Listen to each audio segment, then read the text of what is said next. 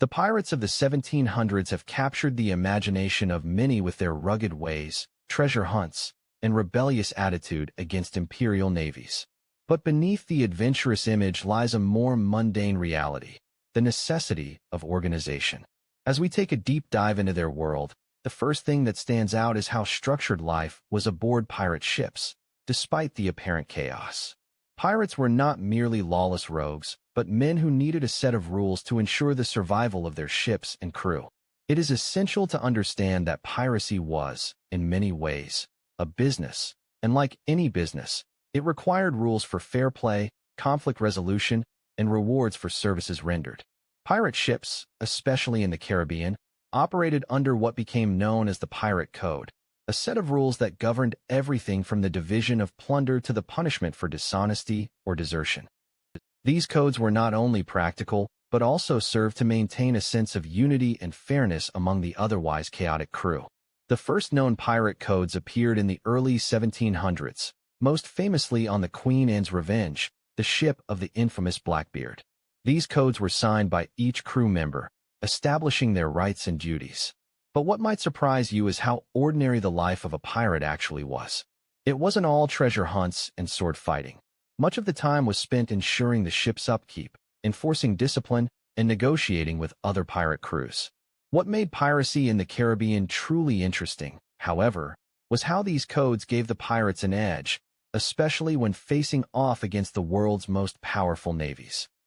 In the next section, we'll explore the pirate codes in more detail. What were some of the rules that governed a pirate's life, and how did they keep order in what seemed like a lawless environment? How did these codes reflect the values of pirate society and their determination to keep their ships afloat and their lives intact? The pirate code wasn't merely a document. It was a way of life, etched in blood and practiced daily on the decks of wooden ships. Pirates lived by their codes, and it was the code that ensured they survived in the brutal, lawless world of the high seas. These codes weren't just guidelines. They were hard and fast rules, enforceable by the harshest of punishments. The daily life of a pirate depended on the adherence to these laws, for without them, chaos would reign, and pirate crews would fall apart.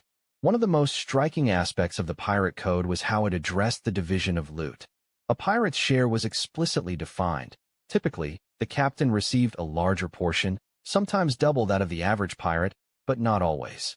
The quartermaster, the pirate's second-in-command, often chosen for his fighting ability and leadership skills, also played an essential role in the division of treasure. But the division wasn't just monetary. Pirates, at times, went to great lengths to ensure fairness among their crew. If someone was injured, the pirate code stipulated compensation. A pirate who lost a hand, leg, or eye in battle could receive a specific number of pieces of gold to cover the loss. This aspect of the code, often cited as an early form of workers' compensation, speaks to the unique culture of pirates, where every man was supposed to share in both the glory and the pain. The pirate code also outlined the behavior aboard the ship. Any form of drunkenness, fighting, or insubordination was severely punished. Some codes stated that anyone found drunk could be punished by a significant fine, sometimes amounting to half of the pirate's share of the loot. Disorderly conduct in battle, such as fleeing without cause, would result in brutal punishment, often death. The laws were enforced not just by the captain, but by the crew themselves, with pirate societies often holding court sessions to try members accused of breaking the rules. What also stands out is the idea of democracy in pirate life. Pirate ships were among the few places in the 17th and 18th centuries where decisions could be made collectively, often by the crew, through a form of vote.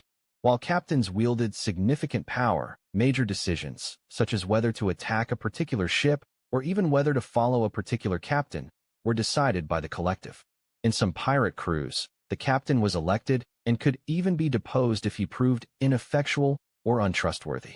This form of democracy, however rough and crude, was a reflection of the egalitarian values of piracy.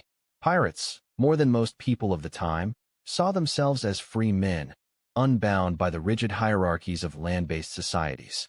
Yet, despite the relatively democratic nature of pirate ships, loyalty was a rare and valued commodity.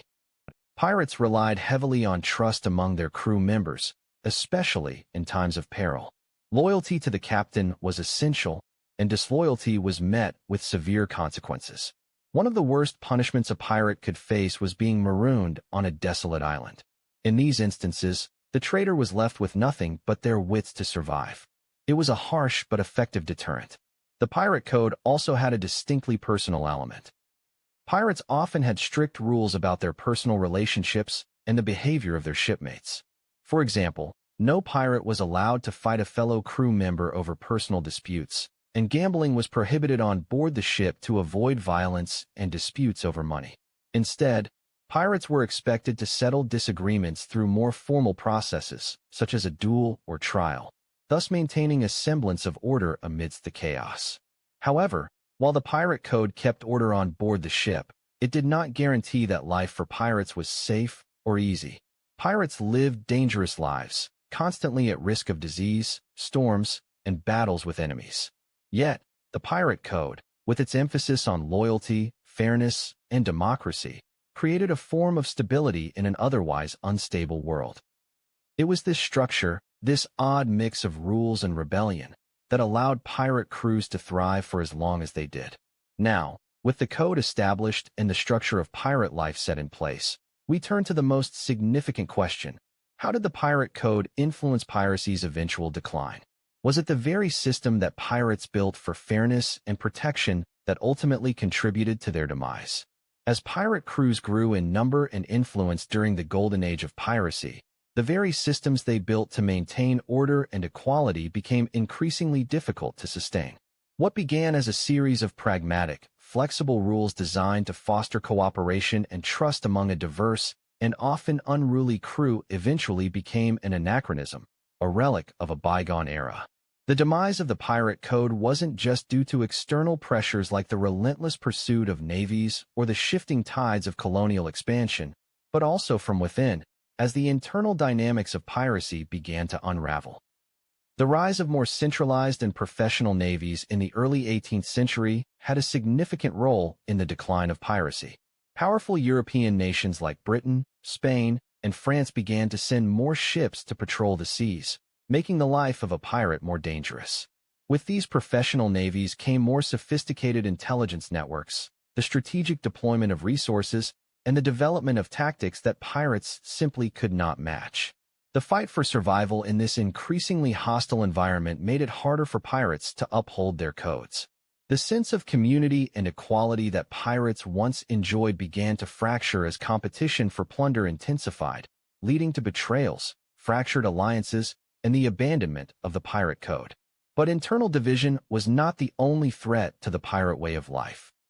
Pirates, particularly the infamous pirate republics such as Nassau and the Bahamas, found themselves at odds with the very governments they once defied.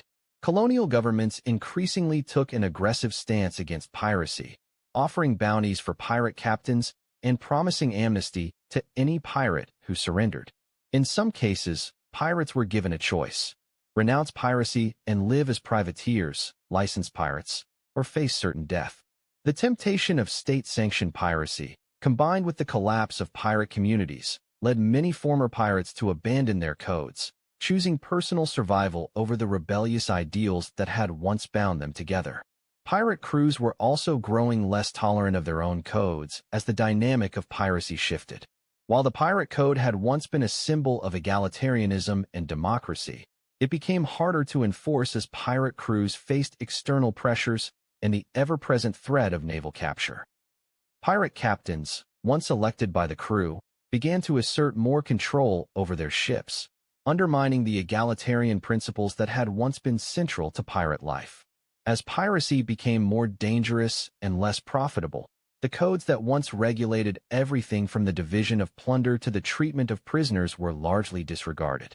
Yet, the final blow came with the eventual decline of piracy itself. By the early 18th century, the number of pirates in the Caribbean had significantly decreased. The pirate golden age was over.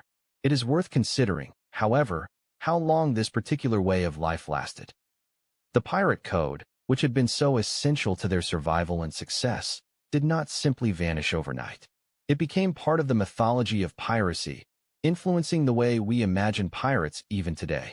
The code was no longer enforced, but its influence lingered in the stories passed down through generations. The idea of pirates as rebels with a cause, bound by a code of conduct, persisted in both popular culture and in the public imagination. What's particularly fascinating about the pirate code is how it was rediscovered and romanticized centuries later. In the 19th and 20th centuries, as piracy was relegated to history books, the code became a symbol of the individualistic spirit and a desire for freedom from the constraints of society. It was an idealized version of rebellion, not a true reflection of the rough and dangerous world that pirates had once inhabited. The pirate code became a myth, representing a kind of freedom and democracy that was largely absent from the reality of the high seas. The fall of the pirate code serves as a reminder of how fragile systems of order and equality can be when faced with larger forces, whether external, like powerful navies and political shifts, or internal, like the changing nature of a community's values and goals. It is easy to romanticize the idea of pirates as lawless heroes, but their story is one of constant adaptation to an ever-changing world, where the rules that once held everything together inevitably gave way to forces beyond their control. The pirate code, in all its romantic and pragmatic glory, was not invincible. As history shows, even the most carefully crafted systems of order can dissolve when the balance between survival and rebellion shifts too far. The story of the pirate code may have ended, but its influence still lingers. Pirates may no longer roam the seas, but their legacy lives on in stories, films, and legends. What would the world look like today if pirates had succeeded in creating a long-lasting society built around these ideals? Could the notion of equality and fairness have spread to more mainstream societies, or was the chaos of piracy simply too unmanageable for sustainable governance? The ultimate question remains: how much of the pirate code was truly about rebellion, and how much was about survival? In the medieval world, when much of Europe was still grappling with illiteracy and the slow spread of written knowledge, the act of writing a letter was far from mundane. In fact, for those who could write, it was an act of immense importance, even more so for those in power or with noble status. The written word had weight, and letters were carefully composed, often by scribes, trained specifically for this purpose. But, like much of medieval life, the art of writing a letter was far more complicated than one might expect. During the early medieval period, communication was constrained by geography, literacy rates, and a lack of standardized writing systems. Latin was the language of the educated elite, and letters written in this language were often formal and structured, serving not just as communication but as a means of asserting one's status. For many common people, however, the idea of writing a letter was distant, and the use of written communication remained mostly in the hands of clerics, monks, and other learned individuals. Despite the limitations, written correspondence in this period slowly started to play an increasingly vital role in society. Letters were not simply about relaying information. They were a way to convey power, wealth, and status. A nobleman who wrote to another nobleman would send a carefully crafted letter not just to communicate, but to also assert influence, establish alliances, or even issue commands. In such a letter, one would often find elaborate formulas and formal expressions, almost as if they were performing a verbal dance, a delicate balance of respect, status, and subtlety. These letters might include references to family lines, titles, and the writer's political or social position. The actual content of the letter, at times, took a back seat to these symbolic gestures of prestige. Interestingly, the art of letter writing wasn't always left to the nobility or clergy.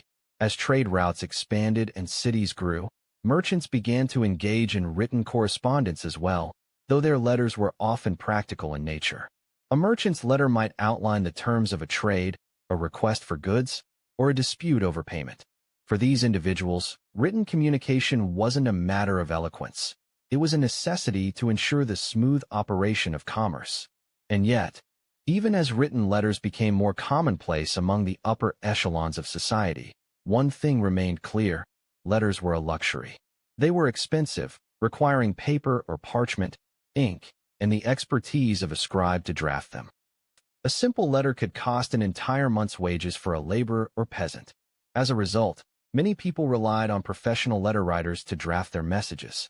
These scribes had their own specialized language, sometimes even using shorthand or code to convey ideas quickly and efficiently, especially in business dealings. This form of writing, while not necessarily high art, was effective for communication in an era that was still learning how to record its thoughts on paper. But as communication began to evolve over time, certain norms began to take shape, and letters slowly started to become more standardized. The types of letters, whether personal, legal, or business-related, began to adopt certain formats and structures. This movement towards standardization laid the groundwork for the more recognizable letter-writing practices that would emerge in the Renaissance and beyond. Despite the growing use of letters, however, writing them was a highly specialized skill. The illiteracy rate across Europe during this period was high, with only a small portion of the population being able to read or write. Most people could not even sign their own names, let alone craft a letter. So what were the consequences of such a disparity in communication abilities? And how did people without access to these resources communicate or make their presence felt in a society where written words were becoming more and more crucial? By the 12th and 13th centuries, as European kingdoms and city-states began to stabilize after the turmoil of the early Middle Ages, the role of letters in medieval society transformed dramatically. What began as a basic tool for communication between rulers, nobles, and church officials evolved into a powerful instrument of diplomacy, control, and manipulation. At this point in history, a letter wasn't just a means of relaying information. It was a powerful tool that could shape alliances, sway public opinion, and even change the course of history. Kings and queens, bishops, and other high-ranking officials understood the importance of written correspondence. Royal letters were often a mix of political messaging and social contract, carrying with them both the weight of authority and the subtlety of diplomacy. A monarch's letter could command loyalty from a subject or issue an order to another noble, but it could also be a means of expressing gratitude, offering patronage, or extending a treaty. These letters weren't just written.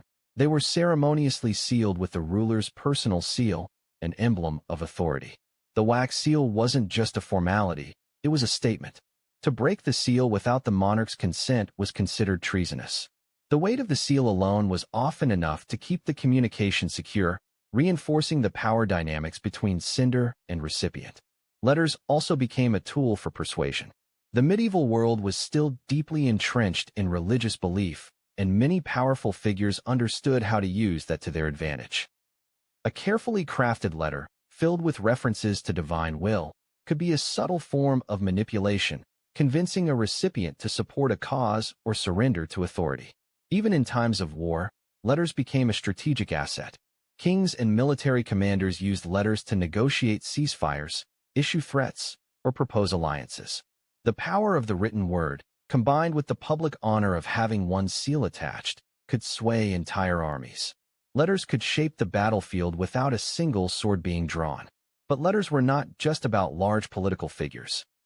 The medieval church, ever present in daily life, used letters as a form of control. Papal bulls, for example, were letters issued by the Pope that carried significant weight. These letters might be issued to proclaim a religious edict, settle a dispute between bishops, or dictate the terms of a religious gathering. A papal bull had the power to excommunicate a king, to command the loyalty of subjects, and even to sanction wars or crusades. Religious letters, especially those from the Vatican, were considered to carry divine authority, and so their reach was expansive. The legal and commercial world also relied heavily on written correspondence. Letters were frequently used to resolve disputes, issue legal notices, and protect personal interests. Merchants, in particular, were skilled letter writers, though their letters had a distinctly different tone and purpose compared to those of nobles or clergy. They were practical, direct, and focused on securing agreements and ensuring transactions. The medieval economy, largely agricultural and based on barter, was rapidly expanding due to the increasing complexity of trade. Letters were central to this growing commerce, helping merchants communicate across long distances and finalize agreements that would otherwise have been too risky or impractical without written documentation. Interestingly, the nature of the letter's content was deeply rooted in medieval social norms and cultural expectations. The way a letter was structured, the tone it used, and even the phrasing within it told a story about the writer's intentions and their position in society. A nobleman addressing another nobleman might use elaborate, highly stylized language, invoking chivalric ideals and the correct manner of addressing one's peers. A merchant's letter, however, would be far more functional, focusing less on formalities and more on the specifics of trade. These nuanced distinctions in letter writing were essential to understanding the relationships between different classes and groups within medieval society. At the same time, many letters, particularly in the lower classes, were more informal and direct, written by scribes, but not necessarily in the formal, hierarchical tone expected by the nobility. These letters would have contained everyday concerns, requests for land, reports of an event, or even personal letters sent between families. They were not ornate missives, but simple, effective tools of communication that were slowly becoming more widespread as literacy increased in the 14th and 15th centuries. What is particularly remarkable about this period is the power that letters could have in shaping personal relationships and entire regions. Medieval letters were often not just about the practicalities of communication. They were used as a form of expression and persuasion, helping individuals and institutions navigate the complex and often dangerous political landscape of the time. But what happens when the power of letters is used for manipulation, secrecy, and control? And how did the letter evolve when the power dynamics in Europe began to shift, leading to the Renaissance and the widespread spread of literacy? By the 16th and 17th centuries, the role of letters in European society began to shift once again. The medieval era, with its close ties between the written word and the powerful institutions of monarchy, church, and trade, was coming to an end. In its place, a new world of communication was emerging, one that was faster, more efficient, and more accessible to a growing number of people. This shift didn't occur overnight, but it gradually transformed how people communicated, both in their personal lives and on the larger stage of political, social, and economic life. The first significant change came with the rise of early modern Europe, where the development of print technology began to revolutionize communication. The invention of the printing press by Johannes Gutenberg in the 15th century was a game-changer. It allowed for the mass production of books, pamphlets, and, most importantly, newspapers. These printed materials made it possible to spread information far and wide, bypassing the need for personal letters. In a world where knowledge could now be shared quickly and efficiently, the traditional art of letter writing began to lose some of its value. At first, the printing press was seen as a tool for distributing religious and political ideas, with early pamphlets often used to disseminate Protestant Reformation ideas or royal decrees. But as time passed, printed materials became more commonplace. Newspapers began to take root, and soon, people were receiving regular updates on everything from the latest court gossip to international events. This change had a profound impact on the need for personal letters. Why write a letter when a printed pamphlet or newspaper could relay the same information to many people at once? Yet, letters did not disappear entirely. Instead, they became more personal. As society grew more literate, especially in the 17th and 18th centuries, letter writing shifted from formal communications between the elite to a more widespread form of personal expression. The wealthy still wrote letters to each other, but now, there was an emphasis on the art of correspondence. The 17th century saw the development of a highly stylized and refined form of letter writing among the aristocracy, with letters becoming a means of showing off one's education, manners, and social status. This era gave rise to what we now recognize as the letter as an art form. Letters were composed with the same care and attention that one might give to a carefully crafted speech or performance. Despite the rise of personal correspondence, letters became less practical and more symbolic. Written communications between the elite were often less about information exchange and more about maintaining social connections and affirming one's place within the social hierarchy. The more personal and intimate the letter, the more value it held in relationships. Letters between lovers, friends, and family became increasingly popular, and many of these letters became cherished relics, read over and over again, their words taking on a life of their own. However, the days of letters as tools of diplomacy, politics, and business were numbered. With the rise of faster methods of communication, Especially with the advent of the telegraph in the 19th century, the world began to move faster, and the need for traditional letter writing began to wane. The telegraph allowed messages to be sent across vast distances in a matter of minutes, completely upending the long process of writing, sending, and waiting for responses that had defined the medieval world. The world was becoming more interconnected, and people no longer needed to rely on letters to keep in touch over long distances. But the decline of letter writing wasn't just due to technological advancements. It was also a reflection of the changing nature of communication itself. As society became more modernized, the formal structure of letters began to feel antiquated. People were no longer content with waiting weeks or even months for a reply. The immediacy of telegrams and, later, telephones created a new expectation for communication.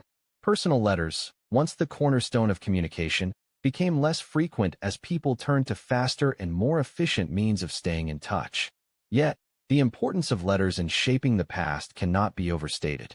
The letters of political leaders, kings, and queens, as well as those of ordinary merchants and peasants, offer us a unique glimpse into the past, a past where the written word was powerful enough to sway entire nations. These letters were the tools that rulers used to control empires, the weapons that diplomats wielded to create alliances, and the means by which people of all classes communicated their most intimate thoughts. As we look back on the history of letter writing, it's clear that while the medium may have changed, the underlying need for communication, whether to express power, convey personal thoughts, or create lasting relationships, remains unchanged. The letter, in all its forms, represents an enduring symbol of human connection, even as new forms of communication have taken its place. But there's a lingering question. In an age of instant communication, where messages can be sent and received in real time, what's been lost in the process? Have we traded the personal touch of handwritten letters for the fleeting nature of digital messages? And, more intriguingly, will the art of letter writing ever return in a form we can't yet imagine? In the centuries leading up to the modern era, public executions were a common and highly anticipated event in cities and towns across Europe and beyond. While the thought of a public execution today might invoke feelings of discomfort or horror, in medieval and early modern times, executions were a form of mass entertainment and public spectacle. Far from being a private affair, these executions were meant to be witnessed by as many people as possible, and their purpose extended far beyond the mere punishment of criminals. Public executions were intended to serve as moral lessons, a reminder of the power of the state, and as a tool to enforce social order. The reasons behind the popularity of public executions are multifaceted, but one central theme emerges: control. For monarchs and local rulers, executing a criminal in front of a crowd was an opportunity to demonstrate their authority. It was a vivid reminder of the ruler's power over life and death, a lesson to the public about what would happen if they broke the law. These executions were often performed in the town square or at a public crossroads, places where the community gathered for daily activities. The public setting made it clear that no one, regardless of their social rank, was above the law. But there was more to the spectacle than just punishment. Public executions were theatrical events, often drawing large crowds who came not only to witness the justice being meted out, but also to experience the drama and spectacle. These events were often accompanied by various forms of entertainment: music, speeches, and in some cases, the reading of the criminal's final words. Executioners, too, became a part of the show, with their own particular methods and rituals that were sometimes as gruesome as the execution itself. The executioner's role was both feared and respected, and there was often a bizarre sense of pride attached to this work. In many ways, public executions functioned as a form of live theater, a means of providing the masses with both a sense of closure and a dramatic story to tell. They were ritualistic in nature, with various methods of execution depending on the crime and the social status of the individual. For the lower classes, hanging was common. For those of higher rank, decapitation was often preferred, seen as a more honorable way to die. In some cases, criminals were subjected to more torturous and humiliating forms of execution, like drawing and quartering, which became public events designed to emphasize the severity of the crime. The entire affair was imbued with a sense of spectacle, where the execution became a moral story to the public. What did these executions teach, and how did they shape the values of those who watched them? Were these events truly about justice, or was there something more insidious about their popularity? And, perhaps more importantly, how did they affect the victims, their families, and the broader social fabric? While public executions were commonly associated with justice and morality, they were also deeply entwined with political power and control. Rulers, monarchs, and even religious authorities used executions not only as a punishment, but as a powerful tool to demonstrate their dominance, manage dissent, and maintain order within society. The death of a criminal or a political opponent was rarely just a personal matter. It became a state event with broader implications. One of the most striking examples of this use of public executions as a political tool was the execution of political prisoners. In medieval and early modern Europe, kings and queens were quick to use the death penalty as a means of removing rivals and dissenters, especially if they felt their authority was under threat. The execution of political figures, often staged in public squares, was not just a demonstration of the state's ability to enact justice, but also a stark warning to anyone who might challenge the monarch's rule. Take, for instance, the famous case of King Charles I of England. In 1649, Charles was executed in front of a large crowd, following his trial for high treason. His public execution was a dramatic political act, not only ending the life of a monarch, but symbolizing the end of the monarchy itself for a period of time during the English Civil War. The crowds that gathered to witness Charles's death were not just spectators of a crime and punishment, but participants in the political shift of an entire nation. In this way, public executions became a potent weapon in the political arsenal, allowing rulers to display their power while simultaneously sending a message of political change to the population. Additionally, religious authorities used executions to assert their own power and influence. The Inquisition, for example, was notorious for its use of public executions as a method of stamping out heresy and dissent. People who were accused of heresy, witchcraft, or blasphemy were often executed publicly as a demonstration of the Church's authority. These executions were also meant to reinforce the moral and social order prescribed by the Church. The most famous and horrifying example of this was the burning at the stake. People deemed heretics, witches, or enemies of the Church were often tied to a stake in a public square, where crowds gathered to witness their brutal execution. The spectacle was designed not only to punish the individual, but to send a clear message to the rest of society about the consequences of defying religious doctrine. The political power of executions extended beyond just the act itself. The manner in which executions were carried out was as important as the execution itself. For example, high-profile executions, such as that of a monarch or a religious figure, were often carried out with elaborate ceremonies, with the individual in question paraded through the streets before being executed. These ceremonial aspects added to the drama, emphasizing the weight of the act. In contrast, the execution of common criminals was often far less theatrical, though still highly public. The differences between the executions of the nobility and those of the lower classes reflected the deeply ingrained social hierarchies of the time. But why were these executions so important? Why did they need to be public? The answer lies in the relationship between power, fear, and the masses. Rulers and religious authorities knew that the death of an individual could instill fear, not just in the condemned but in the broader society. By making the death of a criminal or a political rival a public event, the authorities were ensuring that the punishment became a social spectacle. Fear was used as a mechanism to maintain order. People who feared the consequences of disobedience were less likely to rebel or question the system in place. Public executions, with their brutal finality, kept subjects in line by reminding them of the dire consequences that awaited those who transgressed. The use of public executions as a political tool wasn't limited to medieval Europe. In the American colonies, public executions were also used as a way to control the population. For instance, public hangings were a common punishment for crimes like theft or rebellion, and the community would gather to witness the event. These executions were meant to solidify the authority of the ruling class, particularly in the colonies, where settlers were often dealing with the challenges of establishing new societal norms. In this context, public executions were a way to reinforce not only legal authority, but also colonial power over the indigenous populations and enslaved individuals. But as society began to modernize and legal systems evolved, the public execution gradually began to lose its political power.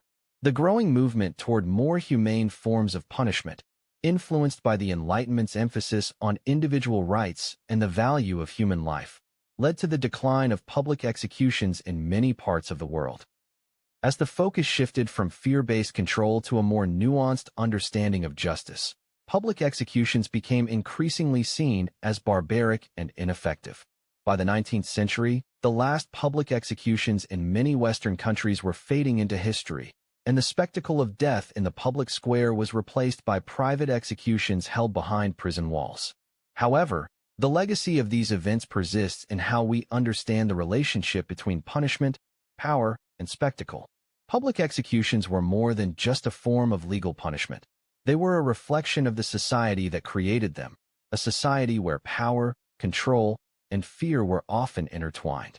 As we look back at the history of public executions, we can ask ourselves, how much of the political and social order they helped to maintain was truly just, and how much of that system was based on fear rather than fairness? By the 19th century, the era of public executions that had once dominated European societies and their colonies was rapidly coming to a close.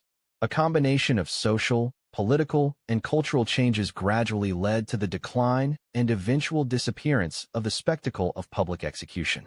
What began as a tool for maintaining control and enforcing moral order became, over time, a controversial and increasingly criticized practice.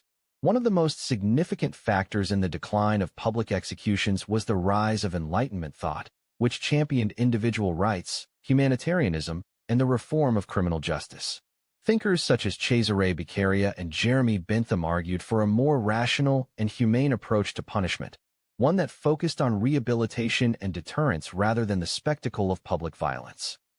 Beccaria, in his seminal work on Crimes and Punishments, 1764, condemned the brutality of public executions, calling for the abolition of capital punishment in favor of more measured, thoughtful punishment.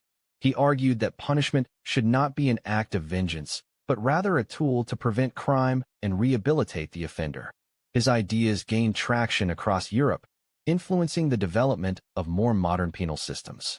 The shift away from public executions was also driven by a growing sense of empathy and a changing moral consciousness.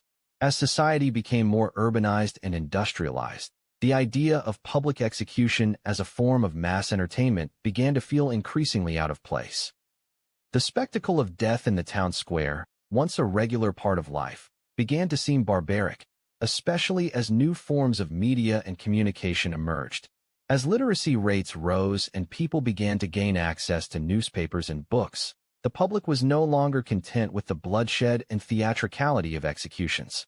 The gruesome spectacle of death no longer had the same impact. Instead, it began to evoke feelings of horror and unease. Additionally, as states grew more centralized and powerful, the execution of criminals became more bureaucratic. Rulers, monarchs, and governments no longer needed to publicly display their authority through violent acts. Their power was already consolidated through other means. As the state took on more responsibilities in administering justice, public executions became increasingly seen as inefficient and outdated. Governments started to adopt more private, regulated forms of punishment, including hanging in private prisons or even the introduction of the electric chair and later, lethal injection, as more humane alternatives to public executions. In some cases, the decline of public executions was also due to concerns about public order and the potential for unrest. As the political climate shifted and the rise of labor movements, revolutions, and political activism took hold, the last thing any government wanted was for a public execution to turn into a rallying point for social unrest or rebellion. Executions that were once meant to suppress dissent were now feared to provoke it. Governments began to worry that the public's growing distaste for such spectacles would only fuel further protests and instability. But perhaps the most profound change came with the rise of modern criminal justice systems. The idea that punishment should be a private matter, one handled within the confines of a prison rather than in front of a cheering or jeering crowd, became more widely accepted. Prisons became the new place of punishment, where individuals were isolated from society and subjected to confinement, hard labor, and sometimes rehabilitation programs. The notion of reforming criminals, rather than merely punishing them, gradually replaced the older, harsher models of deterrence through public spectacle. The last public execution in many Western countries occurred in the 19th or early 20th centuries. In France, for example, the last public execution by guillotine took place in 1939, while in the United Kingdom, public hangings were abolished in 1868. Even in the United States, where public executions continued in some parts of the country into the early 20th century, the practice was eventually phased out. As society became more aware of the psychological toll that public executions could have on spectators, particularly children, the public's appetite for such events began to fade. Interestingly, while public executions have disappeared in most parts of the world, the concept of capital punishment is still very much alive in certain countries, though it is typically carried out in private settings, such as within prisons. The shift from public to private execution represents a broader cultural and moral shift, one that reflects modern society's discomfort with the public display of death, even when it is carried out by the state. The spectacle of punishment has been replaced by a more clinical and private approach, removing the audience from the equation entirely. Yet, the legacy of public executions still lingers in our collective memory. The history of public executions reminds us of a time when power, control, and public morality were intimately connected. In many ways, these events were a reflection of the societies that practiced them, societies that sought to enforce order through spectacle and fear. Today, while we may look back at these events with a sense of horror, they were, at the time, integral to the social and political fabric of many cultures. In a world where public executions have become an almost unimaginable act, what remains is a deeper reflection on how societies deal with justice and punishment. What has changed, and what, if anything, has remained the same? The transition from public executions to more private forms of punishment highlights how ideas about justice and morality evolve over time. And yet, the question remains, are we truly more humane now, or do we simply prefer to conceal the uglier aspects of punishment behind closed doors? In the grand sweep of history, the medieval peasant often fades into the background, overshadowed by kings, knights, and clergy. Yet, it was the peasants who truly made up the majority of medieval society, and their daily lives were far more complex and varied than we often realize. For most of the medieval period, peasants lived in rural villages, working the land in exchange for protection and the right to live on the lord's estate. Their lives were dictated by the seasons, the land, and the often harsh realities of medieval feudalism. The daily routine of a peasant, particularly one who worked the land as a serf, was governed by necessity. The majority of their time was spent on agricultural work, plowing fields, sowing seeds, harvesting crops, and tending to livestock. This work was often grueling and done with primitive tools that required tremendous physical effort. For peasants, there was little distinction between work and life, as their survival was directly tied to the labor they put in each day. The idea of a weekend or a vacation was entirely foreign to them. Rest came only when the work was done, and even then, it was often brief and followed by the anticipation of the next task. A typical day would begin before dawn. The peasant's first task was usually to tend to the animals, feeding the chickens, milking the cows, or gathering eggs. Livestock was an important part of the medieval peasant's life, not just for food but for work. Oxen and horses were used to plow fields, and the care of these animals was essential to ensuring the success of the farm. After the animals were taken care of, the peasants would head to the fields. In the spring, they would plant seeds, and in the summer, they would tend to growing crops, battling the ever-present threat of pests and weather that could destroy a season's work. For most peasants, the workday stretched from sunrise to sunset. The labor was difficult, and there was little room for rest. It wasn't just physical toil that defined the peasant's life, but the constant fear of hunger. The medieval economy was primarily agrarian, and any disruption, whether caused by bad weather, war, or disease, could spell disaster. Crops were the main source of food, but they were vulnerable to a variety of risks.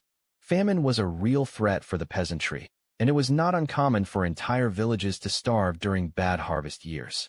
While the peasants worked hard in the fields, their personal lives were deeply entwined with the religious and communal rhythms of the medieval world. Religion played a central role in their lives, as it did for everyone in medieval society. The local church was not just a place of worship, but a focal point for community gatherings, social events, and even legal matters. Life revolved around the church calendar. Holidays, feast days, and religious festivals punctuated the year, and these moments of respite offered peasants a break from their otherwise grueling work. These occasions, while religious in nature, also offered social opportunities for peasants, where they could relax, visit with family and neighbors, and share food. Despite the hardship, peasants had a strong sense of community. The feudal system required peasants to pay taxes and give a portion of their crops to the lord, but this system also offered protection. In return for working the lord's land, peasants were provided with shelter and defense from invaders. The relationships between lords and peasants were often complicated. While peasants were bound to their lord's land, they were also dependent on him for their survival. While peasants in rural areas were busy with agriculture, those living near cities or towns had different responsibilities. These urban peasants often worked as laborers in craft shops, as cooks, bakers, and blacksmiths. Their lives were more closely tied to the commercial life of the town, where markets and fairs were central to their daily routine. Although the work of urban peasants might have been less physically demanding than that of their rural counterparts, it was no less integral to the functioning of medieval society. It was in the towns and cities that the beginnings of trade, guilds, and other early capitalist structures took shape, and urban peasants were at the forefront of this economic transformation. But as we explore the life of a medieval peasant, one question remains: what motivated them to continue in this harsh existence?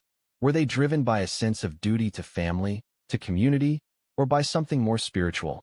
And how did they cope with the constant demands and limited rewards of their existence? While the daily life of a medieval peasant was filled with hardship, much of their struggle was rooted in the deep connection between their labor and the land. The medieval period, stretching roughly from the 5th to the 15th century, was primarily agricultural, and the techniques used by peasants to farm were simple, but effective in the context of the time. These methods, passed down from generation to generation, were based on a mix of traditional knowledge and trial and error, fine-tuned to suit the specific environments in which the peasants worked. The most important element of a medieval peasant's life was the land they worked. The majority of peasants were serfs, meaning they did not own the land they farmed, but worked it for the benefit of a feudal lord.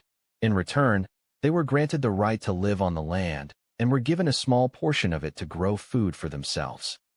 The land, however, was often divided into 3 main parts, with each field being cultivated in a specific rotation pattern to maximize yield and preserve soil fertility. This farming method, known as the 3-field system, was an innovation that gradually spread across Europe during the medieval period. It divided the arable land into 3 sections, one for wheat or rye, one for oats or barley, and one left fallow to restore the soil. Each year, one field would be rotated out of production, allowing the land to recover its nutrients. This rotation system allowed peasants to maintain steady production while ensuring the long-term health of their crops.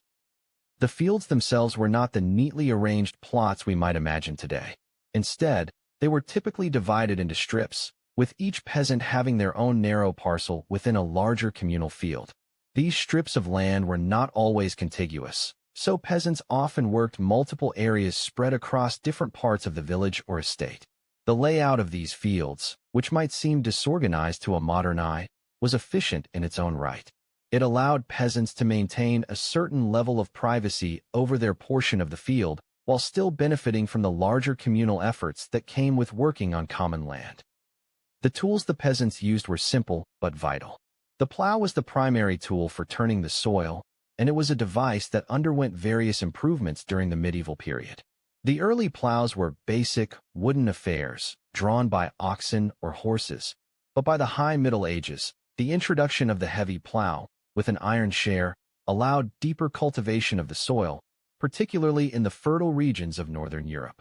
This technological advancement was significant because it allowed peasants to work on heavier, clay-rich soils that had previously been too difficult to plow. In regions with lighter, sandy soils, a simple wooden plow was sufficient, but in the more productive farming areas, the heavy plow transformed agricultural practices. Another important tool was the scythe, used for harvesting crops like wheat and barley. The scythe was a long, curved blade attached to a wooden handle, and its use required great skill and physical endurance. Harvesting was labor-intensive work, typically done in late summer or early autumn. It was often a communal effort, with neighbors helping one another out in a process known as gleaning. After the main harvest, peasants would walk through the fields to gather leftover grains that had been missed by the reapers, allowing them to supplement their meager food supplies. The physicality of medieval farming cannot be overstated. The work was grueling, and the tools were rudimentary compared to today's standards. Yet, these farming techniques allowed for a degree of self-sufficiency, which was essential in a world where travel and trade were slow and difficult. A medieval peasant was a jack of all trades, a farmer, a craftsman, a laborer, and a survivalist all rolled into one. The peasant's relationship with the land was deeply connected to the seasons. Their year revolved around the planting and harvest cycles, and they were dependent on the weather to a degree that most modern societies can scarcely imagine. If the harvest failed due to a late frost or a summer drought, it could mean the difference between life and death for a family. Bad harvests were followed by famine, disease, and sometimes even social unrest. The peasants' reliance on the land was, in many ways, both a blessing and a curse. The work was hard, but the fruits of their labor could provide for their families and communities, and the cycle of planting and harvesting became an integral part of their lives. Yet, farming was not without its risks. It was subject to external forces beyond the control of the peasants. Wars, invasions, and the constant shifts in feudal systems often meant that land could be taken from peasants, or their rights to it were diminished. Peasants were also at the mercy of their lords, who often imposed heavy taxes and rents. This exploitation, along with the harsh living conditions, led to periodic revolts and uprisings throughout the Middle Ages. The Peasants' Revolt of 1381 in England, for example, was sparked by widespread discontent with the harsh conditions faced by peasants under the feudal system. This revolt, though suppressed, was a reflection of the peasants' frustration with their lack of control over the land they worked so hard to cultivate. The peasants' relationship with the land, then, was a mixture of dependence, survival, and frustration. They worked the land not just for sustenance, but for the chance to carve out a life in a world that often offered little opportunity. They were the backbone of medieval society, providing the food that sustained both the nobility and the clergy. Yet, they were often the most exploited, their labor taken for granted, and their hardships overlooked. As we consider the harsh realities of medieval peasant farming, we must ask, what drove these individuals to persevere year after year in such difficult conditions? Was it simply the necessity of survival, or was there something deeper, a sense of purpose, duty, or community, that kept them going? And how did these peasants shape the world we live in today, even as their contributions have been forgotten or overlooked? The life of a medieval peasant was undoubtedly one of hardship and labor. Yet, despite the relentless physical toil, economic instability, and feudal obligations, many peasants remained on the land for generations. What motivated them to stay in such grueling circumstances, often working from dawn until dusk for little more than the barest of sustenance? Was it simply the inability to escape, or was there something more to their continued existence in this harsh, feudal system? One of the primary reasons peasants stayed on the land, even under difficult conditions, was due to the lack of alternatives. In the medieval period, mobility was limited. The majority of peasants were tied to the land they worked, either as serfs bound to their lord's estate or as free tenants paying rents. The idea of moving away from the land to seek better opportunities was almost unheard of. Even those who were technically free were still constrained by the social and economic systems that existed at the time. There were few towns offering better prospects, and migration to cities was not a feasible option for most peasants. Moreover, urban life was far from the idyllic alternative that it is often portrayed as today. Cities were overcrowded, unsanitary, and often dangerous. For many peasants, the country, despite its hardships, offered a sense of stability, familiarity, and a direct connection to the land that had been worked by their ancestors. Another factor that kept peasants tied to their estates was the social and familial bonds that developed within rural communities. Despite the hardships, peasants often found comfort in the close-knit, communal nature of their villages. Family ties were deeply important in medieval society, and extended families often lived in close proximity. The cycle of life, from birth to death, was tied to the rhythms of the land, and peasants drew strength from the relationships they forged with each other. The communal nature of their work, whether it was harvest time or building a house, fostered a sense of interdependence.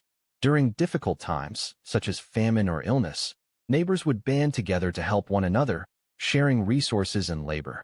This sense of solidarity offered a form of emotional survival, giving peasants a sense of belonging and mutual support. Moreover, the land itself had a spiritual and cultural significance. For many peasants, their connection to the land was not just economic. It was deeply personal and often religious. The medieval peasant's life was governed by the church calendar, and much of their work was tied to religious rituals and festivals.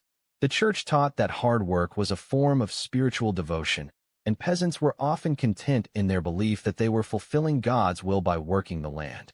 Farming was seen as a virtuous occupation, one that connected them to divine forces. This spiritual connection to the land gave peasants a sense of purpose, even in the most difficult of times. Despite this, the constant demands of the feudal system, with its taxes, rents, and duties, were a significant burden on peasants. Serfs, in particular, had no choice but to work the land that was owned by their lords. They were bound to the estate and had little freedom to make decisions about their own lives. For them, the struggle for survival was daily and relentless. Even when a serf managed to save enough money or produce enough crops to live independently, the lord often imposed additional taxes or claimed more land, ensuring that the peasants remained dependent. Peasants were also susceptible to external pressures. Wars, invasions, and plagues often devastated the population, further destabilizing life. The 100 Years' War, for example, ravaged both the French and English countryside, forcing peasants to serve as soldiers or laborers for the armies. Similarly, the Black Death, which struck Europe in the 14th century, decimated large portions of the population, including peasants. The aftermath of such events, however, often led to changes in the social order. For example, after the Black Death, there was a noticeable labor shortage, and peasants who had survived could demand better wages or even negotiate for more land. This brief period of higher wages and greater autonomy was, however, short-lived, as feudal systems were slow to adapt to these shifts. Nevertheless, despite the external pressures and frequent injustices they faced, many peasants continued to stay and work on the land for reasons that were more than just practical. Their connection to the land was not only about survival, but about identity. The land was theirs, or at least they felt it was, passed down through generations, carrying with it the weight of family, tradition, and memory. The idea of owning one's land, of being a part of something larger than oneself, was deeply ingrained in medieval culture.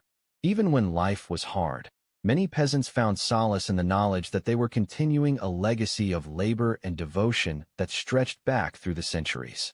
And so, the question arises, why did some peasants eventually break free from this life, while others remained? Why, when revolts like the Peasants' Revolt of 1381 occurred, did some choose to rise against their circumstances, while others stayed in their places, content to bear the weight of their obligations? Was it fear, resignation, or a deeper cultural connection to the land that kept them rooted to their estates? Ultimately, the lives of medieval peasants remain a fascinating example of endurance, perseverance, and the complexities of human survival in a time when power was distributed unequally and where the land was both a gift and a burden. Their struggle to survive and thrive, despite their circumstances, is a testament to the resilience of ordinary people in an era defined by hardship. The life of the peasant may have been difficult, but it also shaped the social, economic, and political structures that followed. It was in the fields and villages of medieval Europe that the foundation of modern society was laid, with ideas of labor, land ownership, and social responsibility, all rooted in the experiences of peasants. Long before the rise of agriculture, humans lived as hunters and gatherers, relying on the natural world for sustenance. Early human diets were shaped by the environment they inhabited: lush forests, open savannas, and coastal plains. With no control over the land's production, early humans were at the mercy of seasonal changes and the availability of wild animals, fruits, and vegetables. Despite this, the diet of early humans was surprisingly diverse and adaptive, showcasing the resourcefulness required for survival in the harsh, pre-agricultural world. The diet of early humans was predominantly made up of animal protein and plant-based foods, with the specific makeup varying greatly depending on geographic location. In areas where hunting was more feasible, early humans consumed a variety of wild game: deer, bison, wild boar, and even smaller animals like rabbits and birds. However, early humans were not just skilled hunters, they were also adept gatherers. They collected wild berries, nuts, seeds, tubers, and leafy greens, all of which were vital for providing necessary nutrients that the meat didn't offer. The balance of this diet was crucial for survival. Protein from animal sources was necessary for strength, while plant-based foods provided fiber, vitamins, and minerals. The nature of early human diets was also influenced by the invention of fire. The ability to cook food, whether by roasting, boiling, or stewing, made a significant difference in the quality of the food and how digestible it was.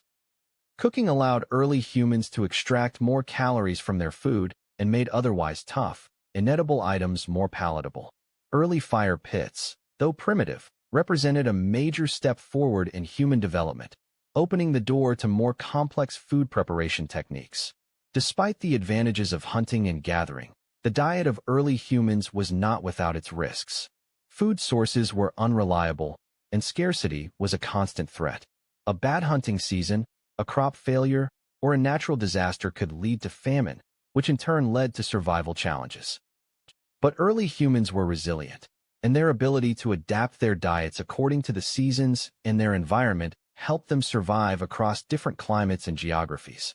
At this time, there was no sense of agricultural cultivation or domestication of animals. Everything that early humans ate was wild. It wasn't until around 10,000 BCE that the first signs of agriculture began to appear, starting with the domestication of plants and animals in the Fertile Crescent. The shift to a more sedentary lifestyle had profound effects on human diets, but the early human reliance on wild foods, meats, fruits, vegetables, and nuts, was foundational. What is truly remarkable is how our ancestors, without knowledge of agriculture, managed to meet their dietary needs through a combination of resourcefulness, adaptation, and deep knowledge of the land. But what would this early diet have looked like on a daily basis? Would a group of hunter-gatherers, moving through the plains, have had specific rituals surrounding their food? What were their eating habits, and how did their food choices shape their health and survival? As one of the most advanced and enduring civilizations of the ancient world, ancient Egypt offers a fascinating glimpse into the evolution of human diets, particularly in the context of an early agricultural society. By the time of the pharaohs, around 3000 BCE, Egypt had shifted from the hunter-gatherer lifestyle to one of organized farming, relying heavily on the Nile River's annual flooding to nourish their crops. This change in the food system marked a shift not only in how people ate, but also in how they viewed food, as a commodity, a cultural symbol, and a divine gift. The basic staple of the ancient Egyptian diet was bread. Wheat and barley were grown along the fertile banks of the Nile, and bread became the most essential part of the Egyptian diet, consumed at every meal. The Egyptians used a variety of grains, particularly emmer wheat, to bake their bread. However, bread in ancient Egypt wasn't just a simple accompaniment to meals. It was an essential source of both nutrition and energy. Egyptians were often skilled bakers, and the bread they made could range from coarse and dense to lighter varieties, depending on the social class of the person eating it. In addition to bread, beer was another essential foodstuff. The Egyptians brewed beer from barley and emmer wheat, and it was consumed by nearly everyone, from the pharaohs to the common people. Beer was not only a popular drink, but also a nutritional supplement, especially for the lower classes. It was often thick and porridge-like in consistency, and was consumed in large quantities. Beer played an important cultural and religious role, with temples and breweries serving as key centers of production. Beer was even offered to the gods in religious rituals, reflecting its importance in Egyptian society. Vegetables also played an important role in the ancient Egyptian diet. Common vegetables included onions, garlic, leeks, cucumbers, and lentils. These plants were grown in the fertile soil of the Nile Delta, which allowed for relatively easy access to fresh produce. The use of garlic and onions was particularly widespread, as they were believed to have both nutritional and medicinal properties. Garlic, in particular, was thought to enhance strength and combat disease, making it a vital ingredient in both everyday meals and medicinal remedies. Fruits were abundant in Egypt's warm climate, and the Egyptians grew a wide variety of them. Figs, dates, pomegranates, and melons were commonly eaten, especially in the warmer months. Dates were particularly valuable, as they could be stored for long periods, providing a vital source of sugar and nutrition during times when fresh fruit was scarce. Grapes were also grown in Egypt, often used to make wine, a luxury drink that was reserved for the elite, though it was sometimes consumed in smaller quantities by the working classes. For the wealthier Egyptians, meat and fish were important parts of their diet, though they were not as frequently consumed as bread and beer. Fish from the Nile River was abundant, and it was often eaten salted or dried. Fowl, including ducks and geese, were common sources of protein, while the elite might enjoy more exotic meats, such as venison or wild boar, during feasts and special occasions. Meat was typically reserved for special events or for those who could afford it, while the majority of the population would eat a plant-based diet, supplemented with the occasional fish or fowl. One of the most interesting aspects of ancient Egyptian cuisine was the use of spices and flavorings. While spices were not as diverse as those available in later periods, the Egyptians still made use of what they had. Coriander, cumin, and dill were commonly used to season both meat and vegetable dishes. Honey was another common sweetener, used in desserts and beverages. Honey not only added sweetness, but also served as a preservative for fruits and other foods. This sweetness contrasted with the often savory and earthy nature of the daily meals, creating a balanced and flavorful cuisine. The Egyptians also had an interesting practice of fermentation. They fermented grains to create a range of alcoholic beverages, from beer to wine, and even fermented fish sauces were used to add depth to dishes. The art of fermentation played a dual role, providing both food preservation and flavor enhancement.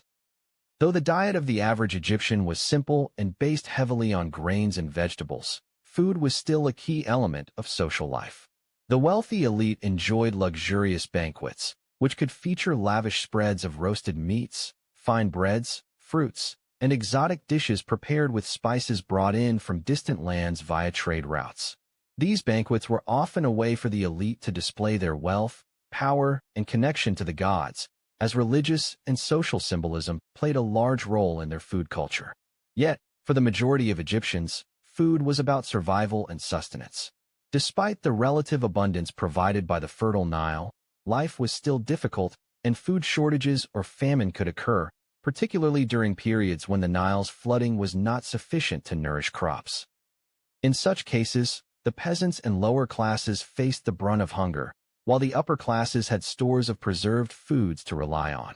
So, what did this reliance on staple foods, bread, beer, and vegetables, mean for the health and well-being of ancient Egyptians? How did their diets shape their physical development, and how did they adapt to both the abundance and scarcity of food? By the time the Roman Empire reached its peak, its cuisine had evolved into something far more complex than what was seen in earlier civilizations. Romans were known for their extravagant feasts, their culinary innovations, and their ability to incorporate a wide range of foods and ingredients into their diets. From the simple plebeian meals of bread and vegetables to the grand banquets of the elite, Roman food culture was diverse and rich, incorporating influences from all corners of the empire. But, as with many aspects of Roman life, the foods they cherished did not last forever. Over time, many of the ingredients and dishes that were once staples of Roman diets disappeared, only to be rediscovered much later through archaeological findings. One of the most notable and unique aspects of Roman cuisine was the use of garum, a fermented fish sauce that became one of the empire's most beloved condiments. Garum was made by fermenting fish, usually small fish like anchovies, with salt and allowing it to sit for months until it reached a pungent, flavorful liquid. This sauce was used to flavor everything, from meat to vegetables, and was considered a vital part of Roman cooking. Its popularity was immense, with production centers in places like Spain, North Africa, and the Mediterranean coasts. Roman chefs and home cooks alike used garum in the same way we might use ketchup or soy sauce today. But, after the fall of the Roman Empire, the knowledge and production of garum dwindled, and the complex art of fish fermentation largely disappeared in Europe. Garum was not the only uniquely Roman food that eventually disappeared. The Romans were also fond of silphium, a plant with a strong, aromatic flavor that was used in cooking as well as medicine. Silphium was prized for its flavor, often described as similar to garlic or asafoetida, and was used in everything from meat dishes to salads. It was so important to Roman cuisine that it was mentioned by countless Roman authors, including Pliny the Elder and Horace. However, despite its popularity, silphium was harvested to the point of extinction. The plant was so sought after that it was eventually overharvested, and by the 2nd century CE, silphium had disappeared from the landscape, never to be cultivated again. Its extinction has remained a mystery, with some suggesting that it was too delicate to be transplanted successfully, while others claimed that overgrazing by livestock contributed to its demise. Apicius, a famous Roman cookbook written during the 4th or 5th century CE, provides some insight into the more extravagant side of Roman dining. Apicius, named after a wealthy Roman gourmand, includes numerous recipes that feature ingredients now long lost or difficult to replicate. One such ingredient was libum, a type of cheesecake or rich pastry made from flour, honey, and cheese. While there are still similar dishes today, the exact Roman version, which was often offered as a sacrifice to the gods in religious rituals, has long been lost to time. In fact, many of the more decadent ingredients used in Roman cooking, such as exotic spices from India, rare fruits from Africa, and wild game from across the empire, disappeared as the empire's political and economic power faded. The loss of these ingredients points to a broader trend that occurred after the fall of the Roman Empire. As the once thriving trade networks that brought spices, herbs, and other exotic foods to Roman tables collapsed, so too did the variety and complexity of Roman cuisine. The once flourishing cities and towns that had supported the demand for these goods fell into ruin, and agricultural practices reverted to more localized, simpler methods. The Middle Ages, with its focus on survival rather than luxury, saw a reduction in the diversity of foods available to the average person. What remained were the basic staples of bread, meat, and simple vegetables, along with a few hardy grains and legumes that were easy to grow. Interestingly, despite the disappearance of many Roman foods, the legacy of Roman cuisine did not fade entirely. As new civilizations emerged and the Renaissance brought with it a renewed interest in classical antiquity, some Roman ingredients and recipes were resurrected.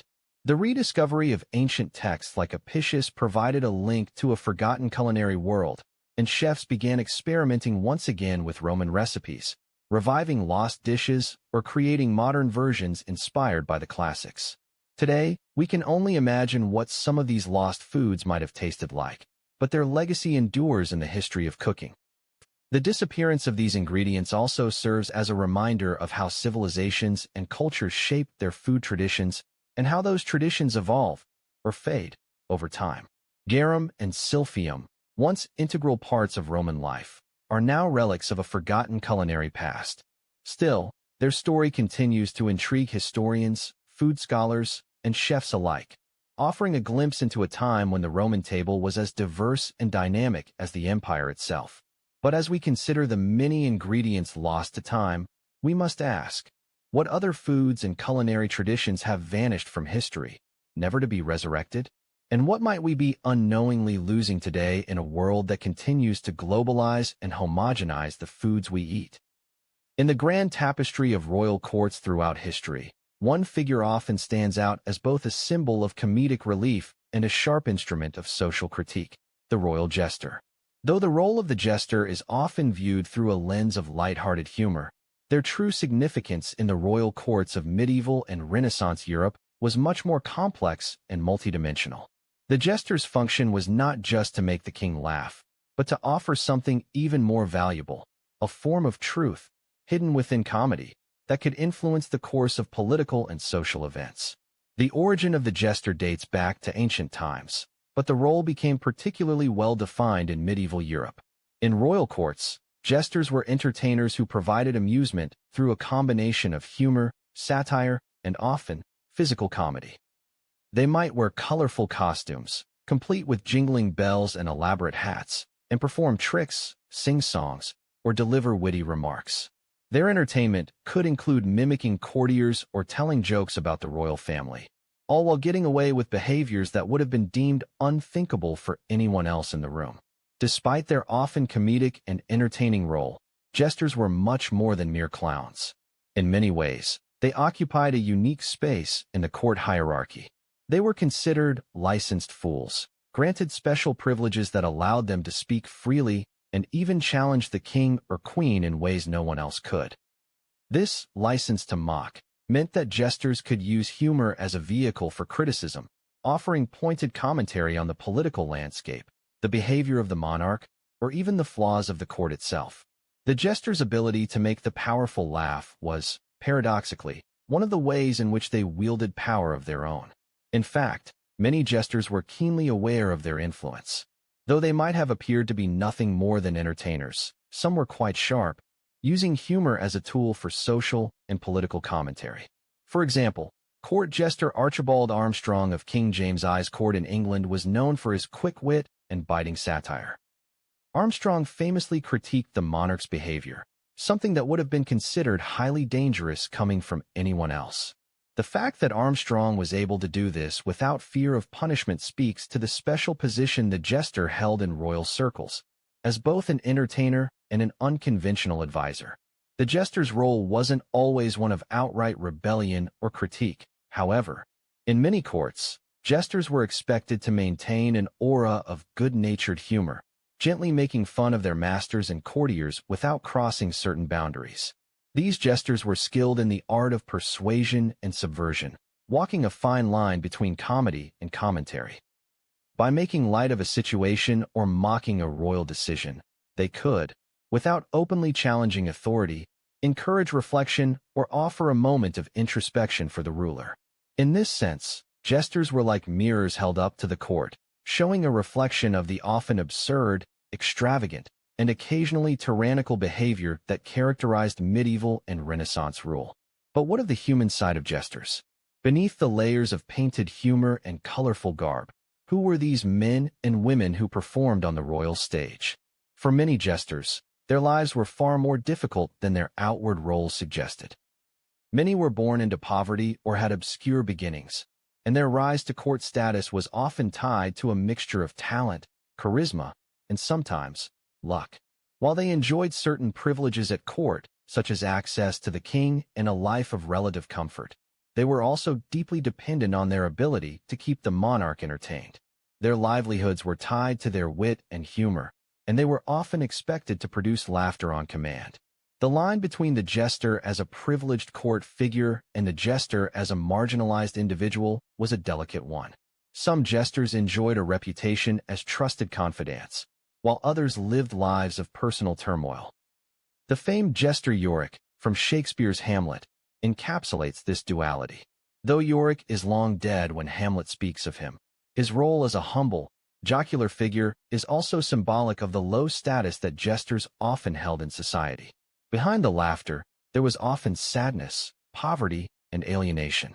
Being a jester, in many cases, was a job born out of necessity, not a life of luxury. The question that often arises when considering the life of a jester is, why did royalty allow such individuals, often of lowly birth, to have so much access and influence? The answer lies in the paradox of the role itself. Jesters had the unique ability to entertain and, simultaneously, to challenge. By allowing jesters to mock, critique, and expose, monarchs were, in essence, granting permission for a particular form of truth-telling. In a world where court life was filled with intrigue, competition, and scheming, the jester became one of the few individuals who could engage with the monarch on a more personal, unfiltered level. As the Renaissance progressed and royal courts grew more complex, the role of the jester began to change.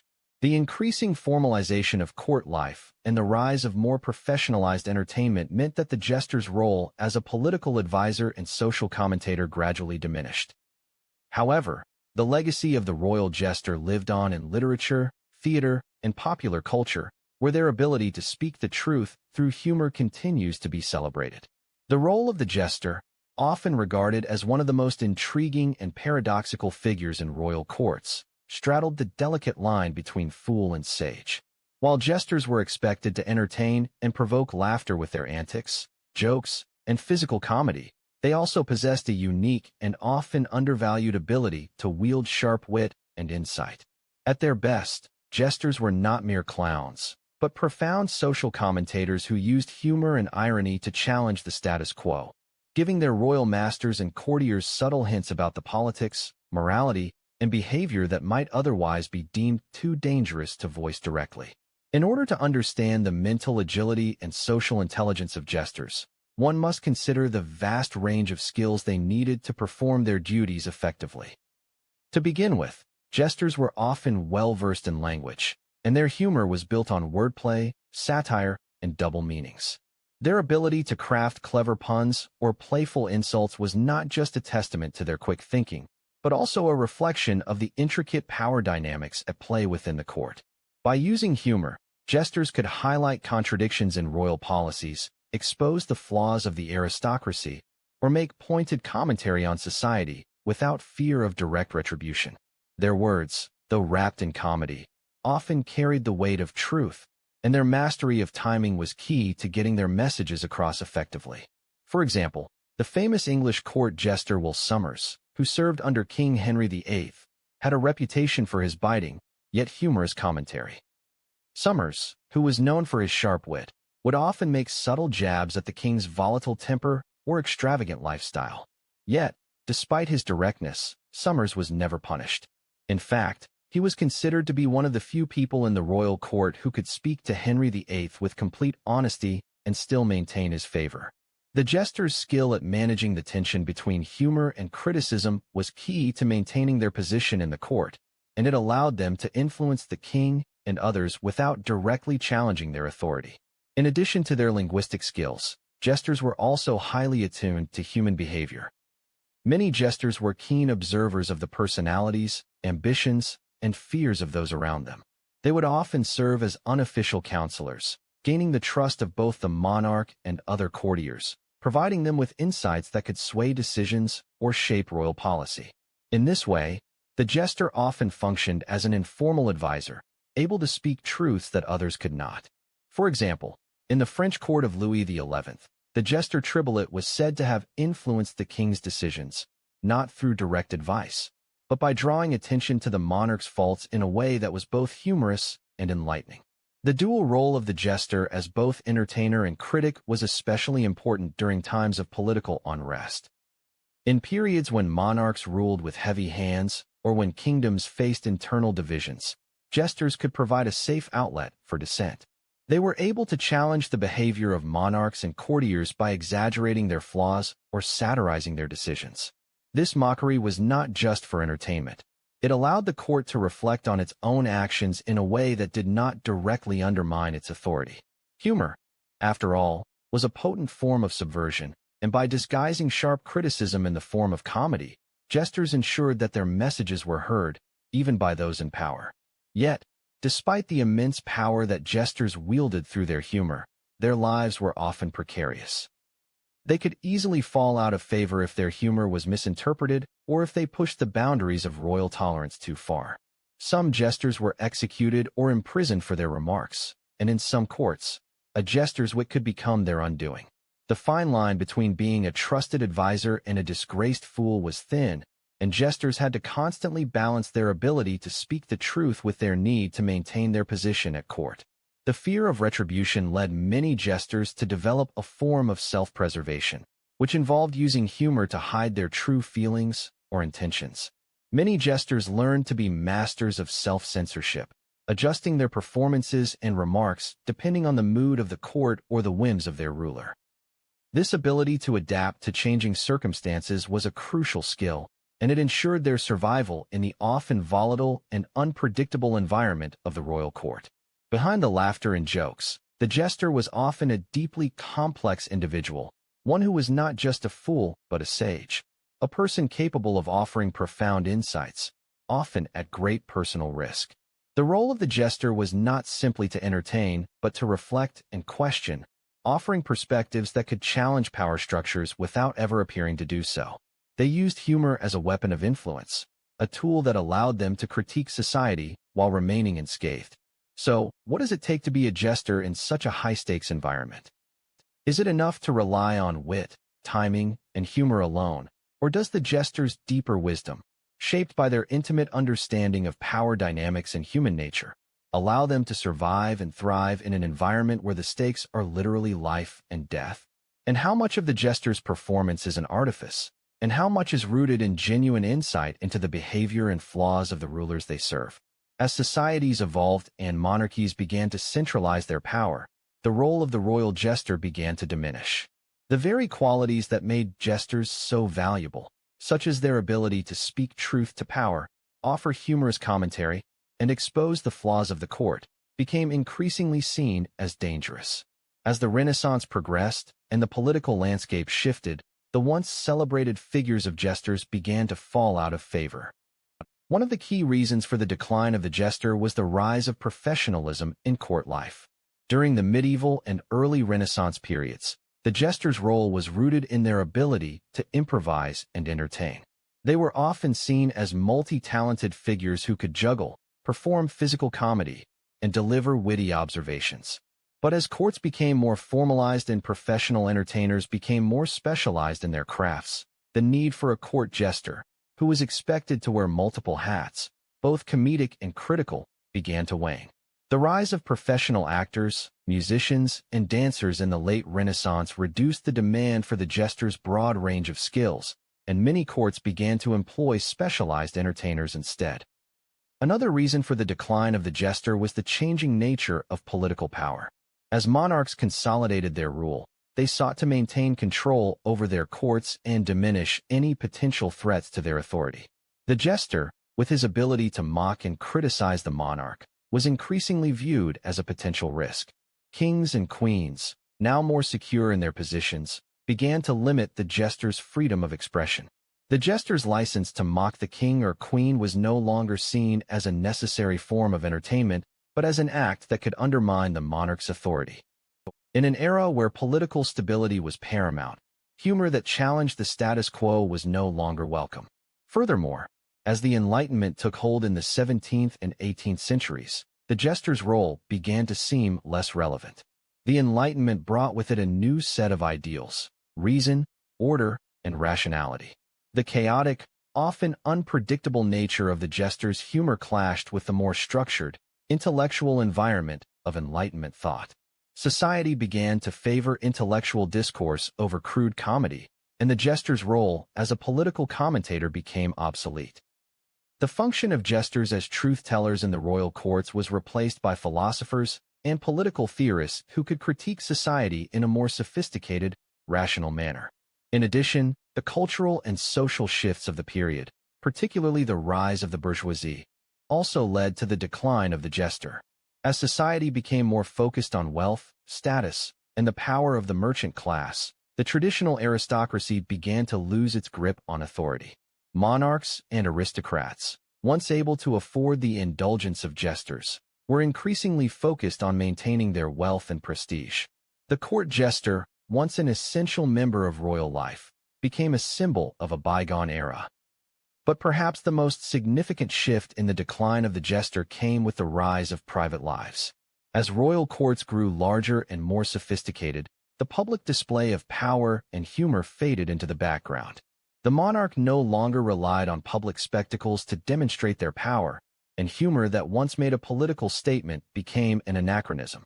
The increasing importance of diplomacy, formal affairs, and governance relegated the jester to the fringes of court life. Interestingly, while the jester's role in royal courts disappeared, the archetype of the fool or wise fool did not vanish completely. It simply morphed into new forms of storytelling and entertainment. The figure of the fool remained a staple in literature, theater, and folklore, where they continued to embody the paradox of wisdom hidden beneath humor.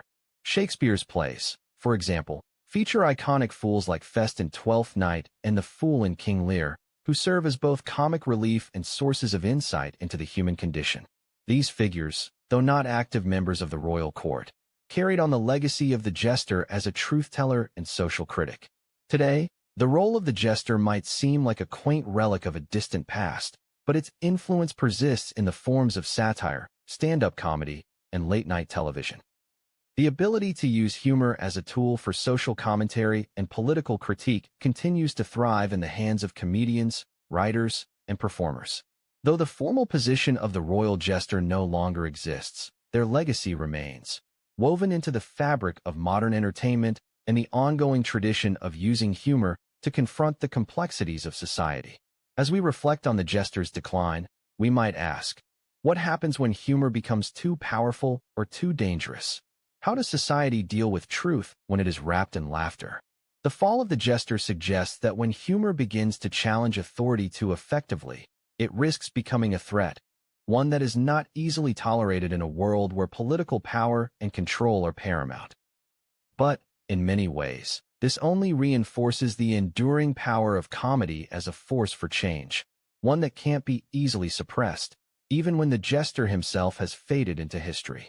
Long before the rise of modern trade networks, the ancient world saw the emergence of complex, far-reaching trade routes that helped shape the course of human history.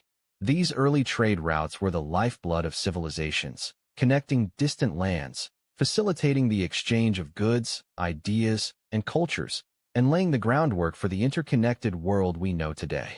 One of the most famous and influential of these routes was the Silk Road, a network of land and sea routes that spanned from the eastern shores of China to the Mediterranean, linking the East and the West in ways that had never been achieved before. The Silk Road, which was not a single road but rather a series of interconnected routes, emerged during the Han Dynasty of China, 206 BCE, 220 CE.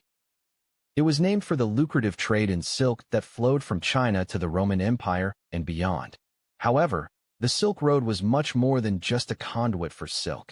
It facilitated the exchange of spices, precious metals, textiles, and other luxury goods, as well as innovations like paper, gunpowder, and the compass. It was also a vehicle for cultural exchange, where different philosophies, religions, and scientific knowledge moved between civilizations. Buddhism, for example, traveled from India to China, and Persian art and architecture influenced the early Islamic empires. The Silk Road connected a remarkable array of civilizations, including the Roman Empire, Parthian Empire, and the Tang Dynasty in China, as well as Central Asian nomadic tribes. Traders, merchants, and caravan drivers played a vital role in this exchange, often acting as cultural mediators who understood multiple languages and customs. These early traders were not just economic agents, but also ambassadors of culture and knowledge. Many of them traveled across harsh deserts, treacherous mountain passes, and vast steppes, enduring great hardships in pursuit of wealth and opportunity. But while the Silk Road is often seen as the most famous trade route of the ancient world, it was far from the only one.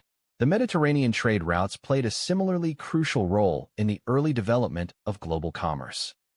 From ancient Egypt to Greece, Rome, and later the Byzantine Empire, the Mediterranean was a hub of trade, where goods flowed between Europe, Africa, and Asia. The Phoenicians, a seafaring people from the ancient Levant, are often credited with establishing some of the first Mediterranean trade networks, creating maritime trade routes that span the coastlines of North Africa, the Middle East, and Southern Europe. In particular, the Phoenicians are renowned for their development of early shipbuilding technology and navigation methods, which allowed them to dominate Mediterranean trade for centuries. They traded in textiles, glass, timber, and purple dye, among other goods, and their trade network spread as far as modern-day Spain, North Africa, and the islands of the Aegean. The Phoenician city of Carthage, in modern Tunisia, became a powerful commercial center, rivaling Rome for dominance in the Western Mediterranean. The connection between the Silk Road and the Mediterranean world became even more significant as the two trade networks overlapped. The Roman Empire played a crucial role in facilitating this exchange, controlling much of the Mediterranean basin and establishing stable trade routes that allowed goods to flow from east to west. The Romans were particularly interested in silk, which they prized for its luxury and rarity, and they established diplomatic ties with the Chinese to secure the trade of silk along the Silk Road.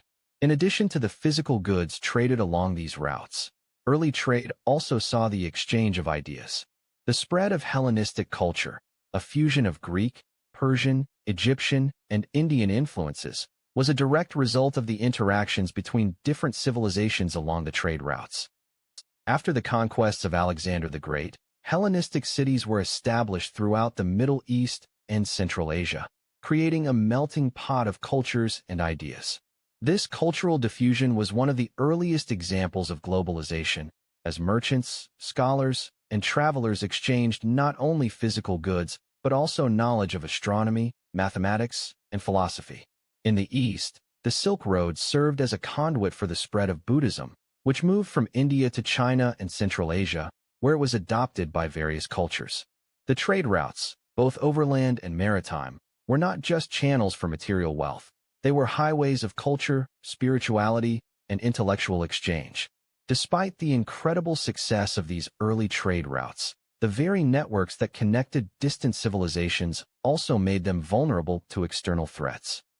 Nomadic invasions, such as those carried out by the Huns, Mongols, and other steppe peoples, frequently disrupted trade and led to the destruction of key cities along the routes. Similarly, internal conflicts and the rise and fall of empires contributed to the decline of once thriving trade centers. The Mongol invasions of the 13th century, for example, temporarily disrupted the flow of trade along the Silk Road, although the Mongols themselves eventually established their own vast empire, which revived trade across Central Asia and beyond. But despite these disruptions, the foundational role of trade in connecting civilizations across Asia, Africa, and Europe remained undeniable. The early trade routes, particularly the Silk Road and the Mediterranean maritime routes, were instrumental in shaping the globalized world that would follow. The legacy of these routes can still be seen today in the continued flow of goods and ideas between cultures and continents. So, what did it take to be an early trader on these ancient routes? What skills, knowledge, and determination did it require to navigate both the physical and cultural challenges of such journeys? And how did these early traders contribute to shaping the future of commerce, diplomacy, and cultural exchange? To understand the true significance of ancient traders, we must look beyond their roles as merchants of luxury goods like silk, spices, and precious metals, and consider the day-to-day realities of their lives. While grand tales of empires and wealthy trade cities dominate historical narratives, the life of a typical trader in the ancient world was much more grounded and practical. These individuals were the lifeblood of commerce, traveling vast distances across dangerous terrain to exchange goods and maintain the networks that connected the ancient world. The daily life of an ancient trader was often defined by mobility, as the very nature of their profession demanded constant movement. Traders were itinerant by necessity. They traveled by foot, on horseback, or by boat, depending on the geography of their route. For those along the Silk Road, journeys could span months or even years, traversing deserts, mountain ranges, and hostile territories. Merchants in the Mediterranean, meanwhile, relied on maritime routes, navigating the unpredictable sea in ships laden with goods, from olive oil and wine to wool and timber. A trader's journey was not solely about carrying goods from one place to another. It was about negotiation, diplomacy, and trust. Along the Silk Road, merchants often encountered people from different cultures, languages, and belief systems. To succeed, they needed to be adept not only at dealing in commodities, but also at understanding the social dynamics of the regions they passed through.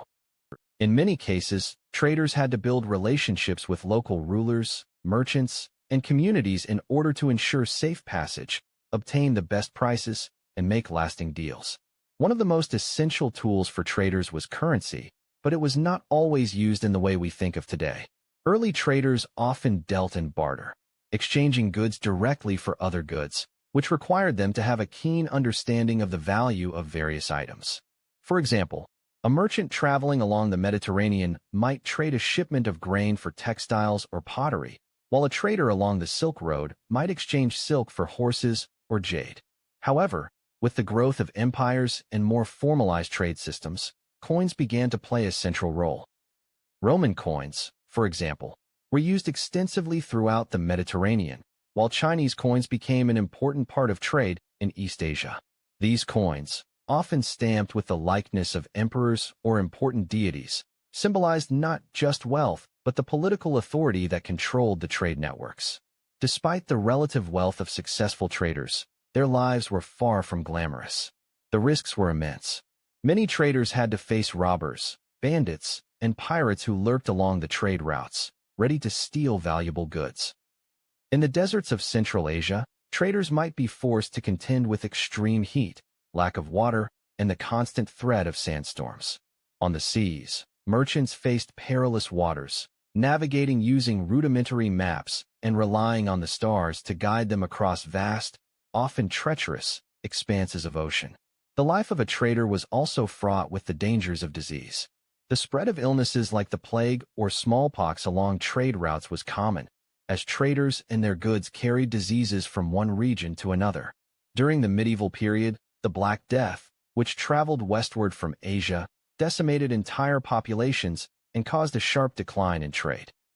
In some ways, the ancient trader was like a modern-day diplomat, not just transporting goods, but also dealing with the health, cultural, and political issues that arose on their journey. For traders, staying connected to their trading network was key to success. Along trade routes, merchants often formed guilds or associations that allowed them to share information, pool resources, and protect their interests. In the Mediterranean world, for instance, the Phoenician merchants formed tight-knit communities of traders who often relied on one another for safety and support. The rise of trading cities, such as Venice and Carthage, offered a sense of security and community for traders, and they often became central hubs of commerce where goods from all over the world were exchanged.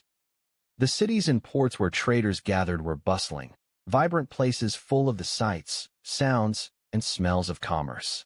In Rome, Alexandria, or Chang'an, traders could find goods from far-flung corners of the empire. Spices from India, glass from the Levant, ivory from Africa, and textiles from Central Asia were traded openly in busy marketplaces. But even as they navigated these commercial hubs, traders were always thinking of the next step, where the best deals could be made, which goods were in demand, and how to manage the risks of their profession. Despite their crucial role in the economy, traders were often seen as outsiders. The more established societies often viewed merchants with a certain degree of suspicion. In ancient Rome, for example, while the upper class depended on the trade networks that connected the empire, merchants were often looked down upon for their perceived lack of aristocratic status. The Roman elite favored landowners and soldiers over merchants, who were seen as inherently mobile and less tied to the land or the military tradition. Similarly, in medieval Europe, traders and merchants were sometimes regarded as socially inferior to knights and clergy, even though they were often wealthier. Yet, in many ways, it was the life of the trader that helped build the bridges between ancient and medieval civilizations. The exchanges they facilitated in goods, culture, and knowledge played a crucial role in the development of the ancient world. Without these traders, many of the technological innovations, artistic achievements, and philosophical ideas that we associate with ancient civilizations might not have spread so far. From the spread of paper-making from China to the West, to the adoption of new foods like citrus fruits, rice, and spices across Europe, the role of early traders in global history is immeasurable.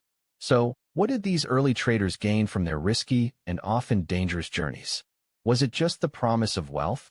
Or did they see themselves as part of something greater, the building blocks of the interconnected world that would eventually lead to the globalized society we know today? How did these merchants navigate the complexities of different cultures, languages, and political systems in their pursuit of trade?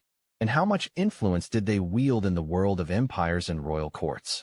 The rise of early trade routes like the Silk Road and the Mediterranean maritime routes marked an era of unprecedented economic and cultural exchange. For centuries, merchants, travelers, and empires flourished through the movement of goods and ideas across vast distances. However, as the centuries wore on, these once bustling trade routes began to decline, giving way to newer forms of trade, changing political landscapes, and the shifting tides of history. The collapse of these early trade routes was not a single event, but a gradual process influenced by multiple factors, both internal and external. One of the primary factors that contributed to the decline of the Silk Road was the rise of the Mongol Empire in the 13th century. Initially, the Mongols, under the leadership of Genghis Khan and his successors, were instrumental in reviving the Silk Road by creating an expansive empire that stretched from the Mediterranean to China. They promoted trade, offering protection to merchants and establishing a relatively stable environment for cross-continental commerce. This period, known as the Pax Mongolica, saw a flourishing of trade, with goods, ideas, and cultures flowing freely across Eurasia. However, the stability that the Mongols brought was short-lived. The empire fractured after Genghis Khan's death, leading to internal divisions and political instability. These fractures created opportunities for nomadic tribes and other regional powers to disrupt trade. The rise of powerful Islamic empires, such as the Ottoman Empire, also contributed to the decline of the Silk Road. As these empires consolidated control over critical trade routes, the traditional Silk Road routes became increasingly unreliable, and the flow of goods was diverted to new, more secure routes controlled by regional powers. Another significant blow to the trade routes came with the spread of plague and disease. The most infamous of these was the Black Death, which swept through Europe and Asia in the mid-14th century. The disease was carried by fleas on rats, which were common on merchant caravans and ships. The spread of the plague along trade routes devastated populations, wiping out as much as 30 to 60 of Europe's population and decimating many of the cities and towns that had served as key nodes in trade networks. This catastrophic loss of life led to economic collapse and a sharp decline in the volume of trade, as labor shortages and social unrest made the continuation of trade more difficult. Meanwhile, the rise of maritime trade was another factor that contributed to the decline of the overland Silk Road. The development of more advanced shipbuilding techniques and navigational skills in the 15th and 16th centuries, particularly among the Portuguese and Spanish explorers, led to the expansion of sea routes that bypassed the Silk Road. The Portuguese, for example, established a sea route to India by rounding the Cape of Good Hope in 1498, while Christopher Columbus's voyages in 1492 opened up new paths to the Americas. These maritime routes were faster, more efficient, and more secure than the perilous overland journey through Central Asia. As a result, trade shifted from the land routes to the sea, and the once thriving Silk Road became less relevant. The decline of the Silk Road was also influenced by the rise of European colonialism in the 16th and 17th centuries. European powers, particularly Portugal, Spain, France, and Britain, began to dominate global trade, establishing colonies and control over crucial ports around the world. The emergence of a global trade system, which included the transatlantic slave trade, further sidelined the traditional overland routes that had connected the East to the West. The establishment of European-controlled trade routes across the oceans reduced the reliance on the land-based trade routes of the Silk Road. Additionally, the internal decline of the Roman Empire and later the Byzantine Empire contributed to the weakening of the Mediterranean trade routes. As the Roman Empire fell and the Byzantine Empire struggled with military and economic challenges, the security and stability of the Mediterranean basin deteriorated. Piracy, political instability, and the lack of a unified authority in the region made trade more difficult. Cities and port towns that had once thrived as centers of commerce fell into disrepair, further reducing the efficiency of Mediterranean trade. The gradual abandonment of these trade routes did not happen all at once. Some sections of the Silk Road, particularly those that passed through the Middle East and Central Asia, continued to be used by traders for centuries, even into the early modern period. However, the massive network that once connected China to the Mediterranean, carrying not just goods but entire cultures and belief systems, began to fragment. Interestingly, the decline of these early trade routes did not mark the end of global trade. While the Silk Road and the Mediterranean routes faded in importance, they were replaced by new maritime routes and colonial trade networks, which would come to define the global economy in the early modern period. The legacy of these ancient trade routes, however, lives on, as many of the commodities, technologies, and cultural exchanges that began along the Silk Road and Mediterranean corridors laid the foundation for the development of global trade as we know it today. In reflection, the decline of these early trade routes invites us to consider the forces that shaped the ebb and flow of history, whether through the collapse of empires, the emergence of new technologies, or the pandemics that ravage populations. What lessons can we draw from the way these ancient trade routes transformed the world, and what does the future hold for the global trade systems that dominate today? Ancient Egypt, one of the oldest and most successful civilizations in human history, was not only known for its monumental architecture, artistic achievements, and powerful pharaohs, but also for its sophisticated system of administration. Bureaucracy, often regarded today as a dry and uninspiring topic, was in fact the backbone of Egypt's survival and prosperity. The Egyptians developed one of the earliest examples of a structured, hierarchical administration, and it played an essential role in maintaining the stability and efficiency of their vast empire. The origins of this bureaucracy can be traced back to the unification of Upper and Lower Egypt around 3100 BCE by the first pharaoh, Narmer or Menes, who established the first centralized government. The unification required an organized system of governance to manage the land, its people, and its resources. Pharaohs needed a way to keep track of taxes, military service, agricultural production, and the distribution of goods. Thus, early bureaucratic structures began to take shape. One of the most important aspects of Egyptian bureaucracy was the division of labor. Ancient Egypt was not just a society of farmers and builders, but a complex system of intertwined administrative roles. Viziers, who were the pharaoh's chief officials, managed the day-to-day running of the government. The vizier oversaw an intricate network of scribes who recorded all the important transactions, laws, and decisions. Scribes were highly regarded members of society, often trained in the art of hieroglyphic writing, and they formed the intellectual elite of ancient Egypt. The role of scribes was critical, as they were responsible for maintaining the records that ensured the smooth operation of the government. They kept track of taxes, harvests, and laborers. Without a reliable system of record-keeping, Egypt's monumental projects, such as the building of pyramids or the construction of massive irrigation systems, would have been impossible. The bureaucracy provided the necessary infrastructure to execute large-scale projects and ensured that resources were allocated effectively across the empire. The Egyptians also had a well-organized system of provincial governance.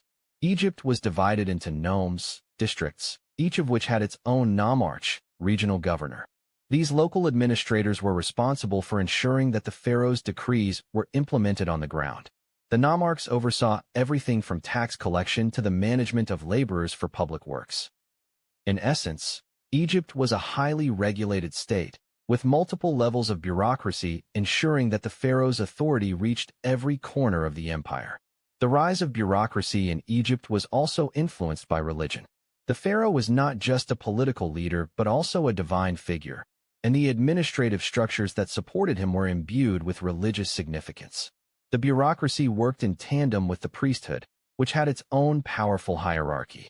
Priests often held significant political positions and were responsible for maintaining the temples and overseeing rituals. As Egypt's economy grew, the temple economy became more integrated into the state bureaucracy, with temple priests and officials playing a central role in the management of agricultural production and wealth. The sheer scale of the Egyptian bureaucracy, from the lowest scribes to the highest viziers, is staggering. The state's influence reached into nearly every aspect of daily life. Whether it was collecting taxes, managing trade, or overseeing military campaigns, the Egyptian bureaucracy was omnipresent. Yet, despite its critical role in ensuring Egypt's success, it is often overlooked in favor of the more glamorous aspects of ancient Egyptian civilization, such as the construction of the pyramids or the reigns of famous pharaohs like Ramses II and Cleopatra. In many ways, this early Egyptian bureaucracy was the model for future civilizations. The structure and organization that the Egyptians developed would influence the development of bureaucratic systems in Greece, Rome, and beyond. But what drove the Egyptians to create such a complex system in the first place? What was the driving force behind their need to systematize the management of their empire? And how did this bureaucracy shape the way the ancient world would function for centuries to come? The role of bureaucrats in ancient Egypt went beyond mere record-keeping and administration. They were the backbone of Egypt's stability and growth, ensuring that the empire remained united and functioned smoothly for millennia. These administrators, many of whom were scribes, overseers, and officials, held significant power and influence in Egyptian society. The effectiveness of the bureaucracy was key to Egypt's extraordinary longevity, allowing it to prosper for over 3 millennia, from the Old Kingdom through to the Greco-Roman period. One of the most important functions of the bureaucrats in ancient Egypt was their role in resource management. The Nile River, with its annual flooding, was the lifeblood of Egypt's agriculture, and it was the bureaucrats who ensured that the floodwaters were channeled effectively for irrigation. Irrigation systems were critical for maintaining Egypt's agricultural output, which in turn supported the population and the economy. Bureaucrats worked with local farmers to measure land, track crop production, and allocate labor for large-scale agricultural projects. They also kept detailed records of taxes collected from the farmers, often in the form of grain, which was then stored in state-controlled warehouses for redistribution during times of scarcity. The role of taxation was deeply tied to the functioning of Egypt's bureaucracy. The early Egyptians didn't rely on complex monetary systems as we do today. Instead, taxation was levied in kind, most commonly in the form of grain. Tax collection was a highly organized process, with scribes responsible for measuring the grain and determining how much each farmer owed based on their land and crop yield. These taxes were crucial for the state's ability to fund public works, military campaigns, and the royal court's lavish lifestyle. Scribes recorded these transactions in intricate hieroglyphs, creating vast archives of tax records that helped maintain control over Egypt's resources. But the power of Egypt's bureaucracy wasn't just in managing resources, it was also in maintaining political control. The Egyptian state, under the authority of the pharaoh, relied heavily on its administrators to keep the empire unified. Bureaucrats enforced laws and regulations, collected tribute from conquered regions, and ensured the loyalty of provincial governors, nomarchs. The rise of Egypt's bureaucracy allowed the pharaoh to consolidate power, eliminating the threat of regional fragmentation that often plagued other ancient civilizations. Interestingly, this centralized power also contributed to Egypt's eventual decline. The more centralized the state became, the more dependent it was on the bureaucracy to maintain stability. As long as Egypt's economy remained strong and its agricultural systems were well managed, the bureaucracy could function effectively. However, when external pressures, such as invasions or internal corruption, began to erode Egypt's resources, the system began to falter. The bureaucracy, once a source of strength, became a weakness as the empire grew too large and too rigid. For example, during the Second Intermediate Period, circa 1650 to 1550 BCE, Egypt was invaded by the Hyksos, a Semitic-speaking people from the Levant. The Hyksos occupation of Egypt exposed the vulnerabilities of the Egyptian bureaucracy. The collapse of centralized power led to a weakening of administrative control, and Egypt's once robust bureaucracy became fragmented. During this time, bureaucratic infighting, coupled with the loss of vital resources, contributed to the decline of Egypt's once vibrant economy. It was not until the New Kingdom, circa 1550 to 1070 BCE, when the pharaohs launched successful military campaigns to expel the Hyksos and reassert control, that the bureaucracy regained its former strength. The later stages of Egypt's history, particularly during the Ptolemaic and Roman periods, also saw bureaucratic systems play a critical role, but with new challenges. As Egypt came under Greek and Roman control, the bureaucracy was reshaped to fit the needs of foreign rulers. Greek and Roman administrators took over key positions in the bureaucratic hierarchy, often sidelining native Egyptian elites. However, despite foreign domination, the Egyptian bureaucracy remained largely intact, serving as an intermediary between the local population and the new ruling powers. In the Ptolemaic period, 332 to 30 BCE, the Ptolemaic dynasty adopted much of Egypt's bureaucratic structure, using it to manage the empire's vast resources and ensure stability. The Ptolemies, although Greek in origin, relied on native Egyptian bureaucrats to govern the land. They also used the bureaucracy to extract resources, particularly grain, which was essential for feeding the vast population of the Mediterranean world. But while the bureaucrats kept the empire running, corruption became rampant. The Ptolemies, whose rule was often weak and characterized by internal intrigue, increasingly relied on heavy taxation, which strained the peasantry. Over time, this contributed to economic stagnation and social unrest, factors that ultimately led to the decline of the Ptolemaic dynasty. The Roman Empire, which absorbed Egypt in 30 BCE, continued to use the existing bureaucracy to manage its most important province. However, over time, the Roman administration in Egypt grew more corrupt and inefficient. The traditional Egyptian bureaucratic system, once the foundation of a thriving and powerful state, became increasingly unable to adapt to the changing political realities. By the time Egypt became part of the Byzantine Empire in the 4th century CE, the once powerful bureaucratic structures were struggling to maintain control over an empire that was no longer as prosperous as it had been in its earlier days.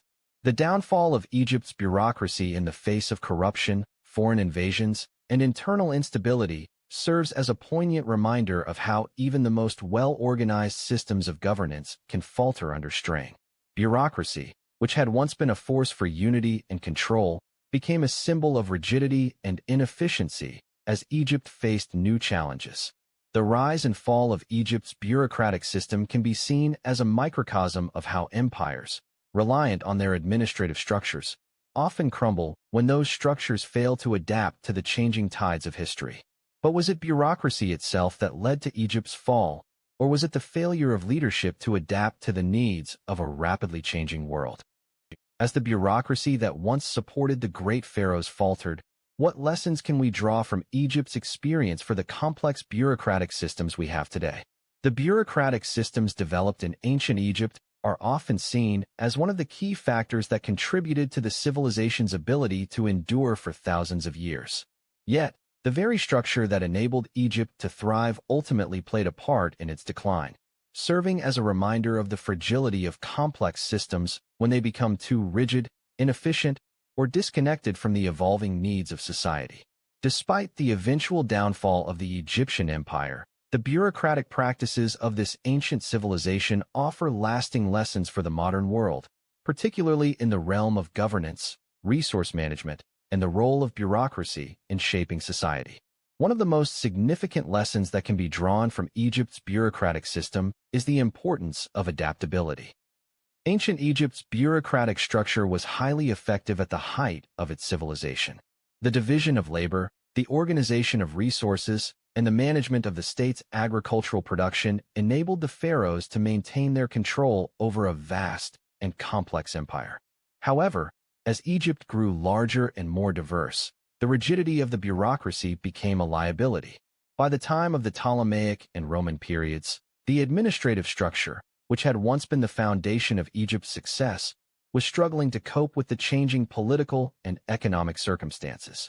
Centralized control, which had once been a powerful tool, became a weakness as Egypt's resources were overstretched and its people were overburdened with taxes.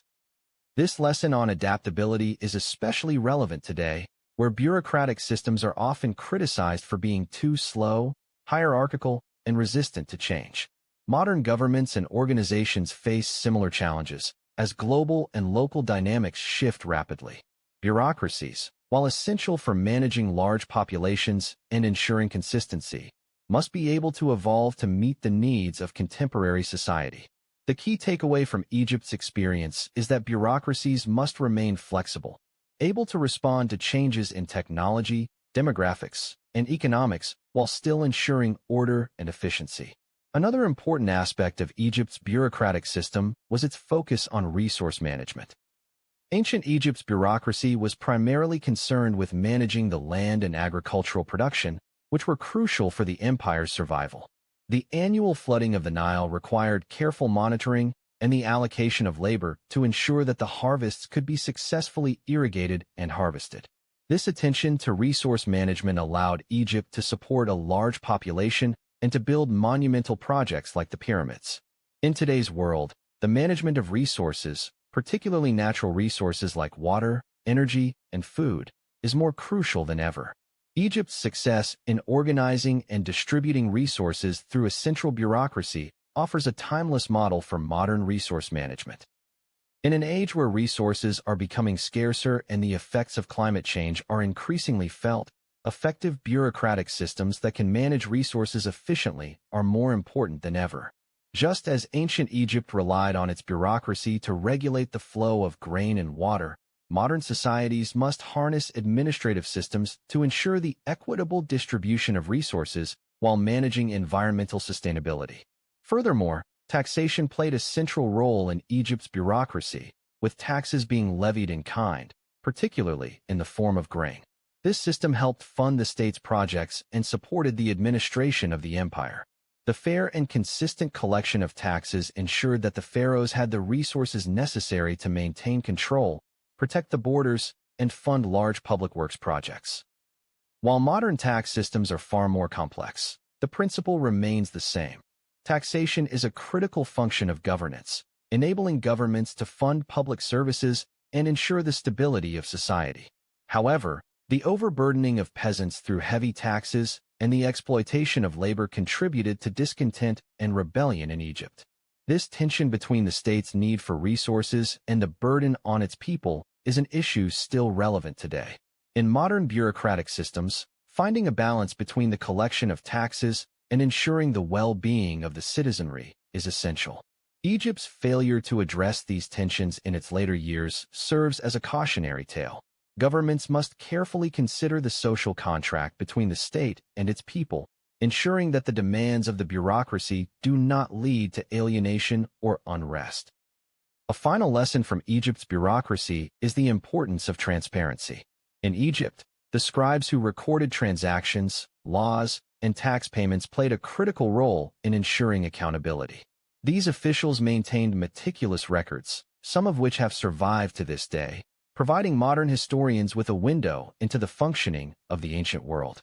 The role of the scribe, an official entrusted with the preservation of records, was not just administrative but also political. By ensuring that transactions and agreements were documented, the scribes helped protect the rights of individuals and ensure that resources were allocated according to the rules. In modern bureaucratic systems, transparency is essential for ensuring that government actions are accountable to the people. As we move into the digital age, the need for transparent record-keeping and accountable governance has never been more pressing. Whether through public databases, audits, or open-source technologies, modern systems of governance must ensure that citizens have access to the information needed to hold their leaders accountable. The ancient Egyptian practice of maintaining detailed records continues to offer a timeless model for the role of transparency in governance. Ultimately, the rise and fall of Egypt's bureaucracy offer a profound reflection on the relationship between administration and power. The ancient Egyptians demonstrated that bureaucratic systems could build and sustain powerful empires, but also that those systems must be adaptable, efficient, and sensitive to the needs of the people. As we navigate the complexities of modern governance, we must take heed of the lessons from Egypt. That bureaucracy is not just about keeping records or collecting taxes, but about fostering a system that serves both the state and its people, creating stability, equity, and progress for all. The story of the medieval knight is one deeply woven into the fabric of medieval society, where chivalric ideals, military prowess, and noble heritage combined to shape one of the most iconic social classes in history. The knightly class, often regarded as the epitome of medieval honor and valor, didn't simply emerge overnight. It was born from a confluence of military necessity, feudalism, and evolving ideas of nobility. To understand the rise of the knights, it's important to first look at the political and military landscape that gave birth to this influential class. The medieval knights' origins can be traced back to the early days of the feudal system, which took shape in 9th and 10th century Europe following the fall of the Roman Empire. The collapse of centralized imperial authority left vast territories vulnerable to invasion and disorder. In the absence of strong centralized governments, local lords and rulers began to provide their own defense by relying on vassals, noblemen who owed military service in exchange for land or protection. It was within this feudal structure that the knightly class first began to take form. Knights were originally mounted warriors who provided military service to their lords in exchange for land, wealth, or privileges. They were often drawn from the noble classes, who, by virtue of their lineage, were given the means to train and equip themselves for combat. The early medieval knight, known as a cavalier, was expected to be proficient in combat and serve as part of a lord's retinue in both defensive and offensive military campaigns. However, knights were not merely soldiers. They were also expected to embody the highest ideals of nobility and honor. The knightly class rose to prominence during the Carolingian Empire, 8th to 9th century, which marked the beginning of a more organized system of feudalism under Charlemagne. The Carolingian military system relied on the loyalty of nobles who were granted land in return for their military service. These nobles, in turn, relied on knights to provide cavalry for their armies. This system allowed the Carolingian Empire to maintain a semblance of order and defend its borders against external threats, particularly from the Vikings in the north and the Saracens in the south. As the Middle Ages progressed, the knightly class became further institutionalized. By the 11th and 12th centuries, knights were not only warriors but also landholders and figures of significant social standing. The Norman conquest of England in 1066 is a key moment in the development of the knightly class. After the conquest, William the Conqueror distributed land to his loyal knights, creating a class of land-owning warriors who controlled large swathes of England. These knights, often of Norman descent, solidified their power and influence through both military might and feudal obligations. The rise of the Crusades in the late 11th century also played a crucial role in the development and expansion of the knightly class. The call to take up arms in the name of religion and the church gave knights an opportunity to prove their valor, gain status, and earn riches through the conquest of foreign lands. Crusading became a major aspect of medieval knightly culture, and many knights gained fame for their participation in the First Crusade, 1096 to 1099, and subsequent crusades. During this time, the knightly code of chivalry began to take shape, establishing an ethos of martial honor, loyalty, and religious duty. Chivalry, the set of rules governing the conduct of knights, became an essential part of medieval society, particularly in the 12th and 13th centuries. The code of chivalry emphasized the ideals of bravery, justice, courtesy, and protection of the weak, and it promoted knights as the defenders of Christian values. This code was both a personal ethic and a public identity, one that knights were expected to uphold in their daily lives, both on and off the battlefield. Knighthood also became more formalized during this period, with knights receiving their title through a specific ritual known as dubbing.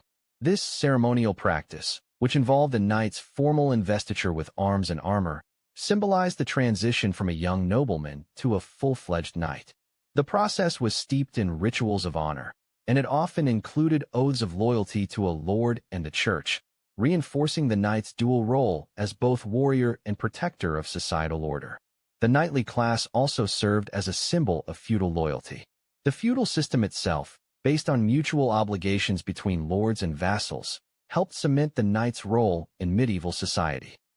Knights were often bound to their lords by feudal contracts, in which they swore to defend the lord's land and interests in exchange for protection, land, and wealth. Over time, the wealth and land granted to knights became the foundation of a powerful military class, and knights began to acquire vast estates, passing them down through generations. As the centuries passed, the role of the knight continued to evolve. The 14th and 15th centuries, in particular, saw the knight's role in warfare change with the development of gunpowder and firearms. The longbow and pike began to replace the knight's cavalry as the dominant force on the battlefield, especially during the 100 Years' War between England and France. While knights remained important symbols of feudal authority, their direct military power began to wane as standing armies and new technologies emerged. Despite this decline in battlefield importance, the social and cultural significance of knights continued to endure. The ideals of honor and service continued to shape the medieval world, even as the military role of knights diminished. The knightly class, which had once been central to medieval warfare, would eventually give way to a more professionalized military force in the Renaissance and beyond. But what made knights so deeply ingrained in the social fabric of medieval life? Was it just their role in battle, or was it the combination of their social power, land ownership, and religious duty that elevated them to such prominence? As the medieval knight evolved, how did they maintain their hold over society, even as their military role diminished? By the 14th century, the role of the knight had begun to shift significantly.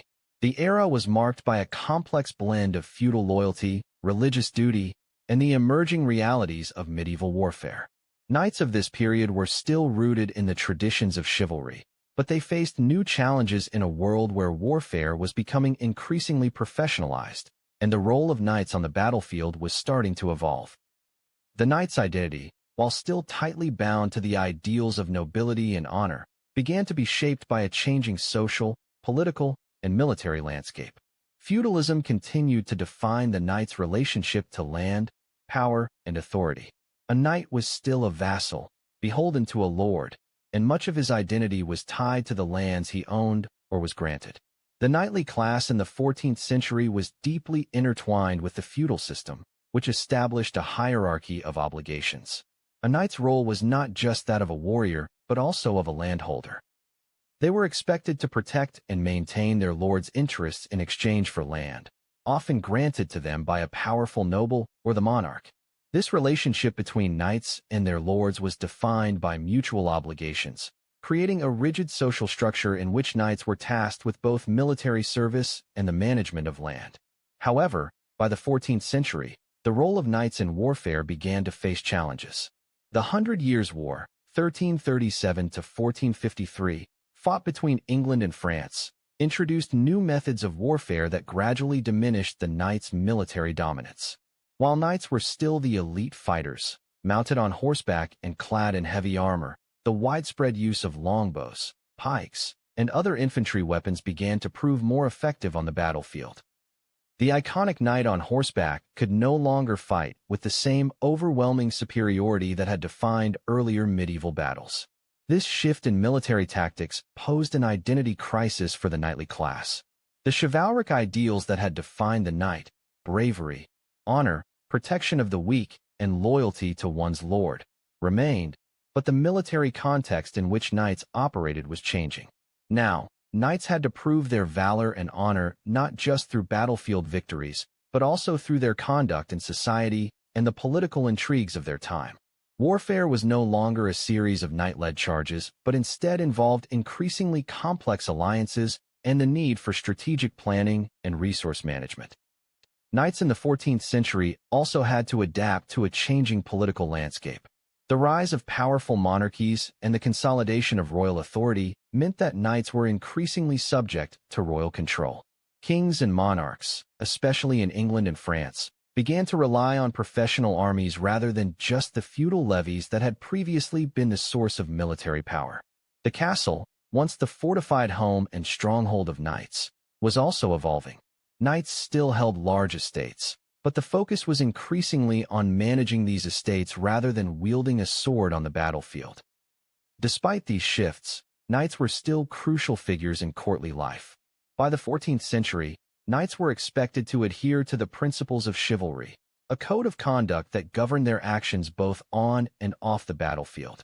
Chivalric codes emphasized virtues such as honor, courage, loyalty, and courtly love, creating a sense of noble identity that was more than just a martial vocation. The knight was expected to act as a protector of the weak, especially women and children, while also displaying loyalty to his lord, king, and the Christian faith. One of the most significant elements of knightly identity during this period was their religious duty. As Europe grappled with the turbulent politics of the time, knights were still viewed as defenders of Christianity. The idea of the knight as a holy warrior persisted, particularly through the Crusades, which had begun in the late 11th century but continued to shape the identity of knights throughout the medieval period. Knights were often called upon to take part in holy wars or to protect Christian lands and pilgrims. The Teutonic Knights, for example, were a military order formed during the Crusades in the 12th century, and their mission remained closely tied to the idea of religious duty well into the 14th century. Knights were also seen as the ideal of courtly love, a highly romanticized notion that combined chivalric duty with a sense of noble affection for a lady of high birth. This concept, popularized by poets and troubadours, suggested that knights should show their courage and bravery not only through warfare, but through the pursuit of noble causes and the service of their lady's honor. Though it may seem anachronistic today, the idea of a knight's devotion to his lady was an important part of knightly identity, especially in the courts of France and England. Yet, the 14th century also saw the rise of mercenary knights, soldiers of fortune who would fight for anyone who could pay their fee. These knights were driven more by wealth than by honor or duty, and their increasing presence on the battlefield marked a significant change in the knightly class.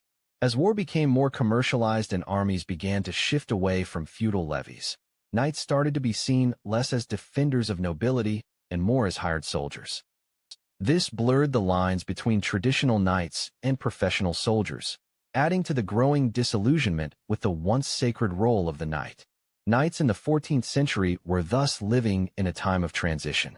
Their role as elite warriors and defenders of the realm was being eroded by changing military tactics, professional armies, and the rise of monarchic power.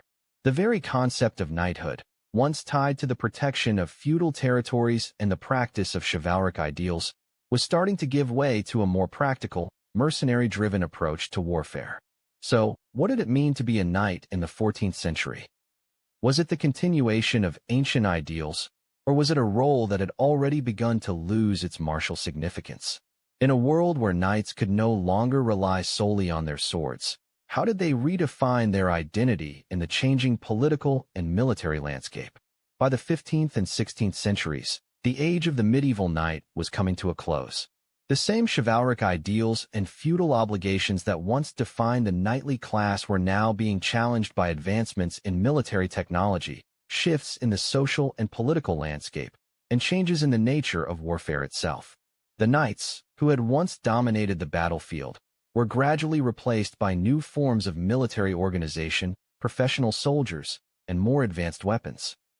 One of the most significant factors in the decline of the knightly class was the development of gunpowder weapons in the late medieval period. Firearms, such as muskets and arquebus, made their first appearance on the battlefield in the 14th and 15th centuries. These early guns, though rudimentary by modern standards, were capable of piercing the heavy armor worn by knights. The armor, once a symbol of invulnerability, could no longer guarantee the knight's safety on the battlefield. The Battle of Agincourt in 1415, during the 100 Years' War, is often cited as a turning point in the decline of knights. The English, led by Henry V, used longbowmen to devastating effect, mowing down French knights and men-at-arms as they charged. The longbow, with its ability to shoot arrows that could penetrate armor, rendered the heavily armored knight increasingly vulnerable. The English victory at Agincourt, achieved largely through the use of infantry and archers, demonstrated the growing importance of ranged weapons over cavalry and hand-to-hand combat. The longbow, and, later, firearms, began to replace the knight's charge as the decisive force in battle. At the same time, the rise of professional armies began to change the structure of warfare. Feudal levies, which had relied on knights and their vassals to provide military service, were gradually replaced by standing armies that were more flexible, disciplined, and better equipped. Kings and monarchs, eager to centralize power and reduce the influence of the nobility, increasingly turned to professional soldiers, mercenaries, and specialized units rather than relying on the feudal knightly class. The monarch's ability to command a professional army rather than a feudal host of nobles and their retainers shifted the balance of power away from the knights and toward the crown. With the rise of gunpowder, firearms, and standing armies, the role of the knight began to evolve into something less centered on warfare and more on ceremonial duties. Knighthood, once a martial profession, began to be more closely associated with courtly life, rituals, and prestige than with actual battle. By the 16th century, Knights were more often seen in the courts of Europe as noblemen who upheld chivalric ideals rather than as active participants in battle. Knighthood's transformation was also affected by the changing political structure of medieval Europe. As monarchs increasingly consolidated their power, the traditional feudal system in which knights played a pivotal role began to break down. Kings sought to centralize authority, diminishing the power of the nobility, which had traditionally maintained its strength through landholding and military service. The knightly class, which had once been a key part of the feudal order, found itself overshadowed by the growing power of the crown and the professional military. By the late 15th and early 16th centuries, the knightly role was no longer essential on the battlefield.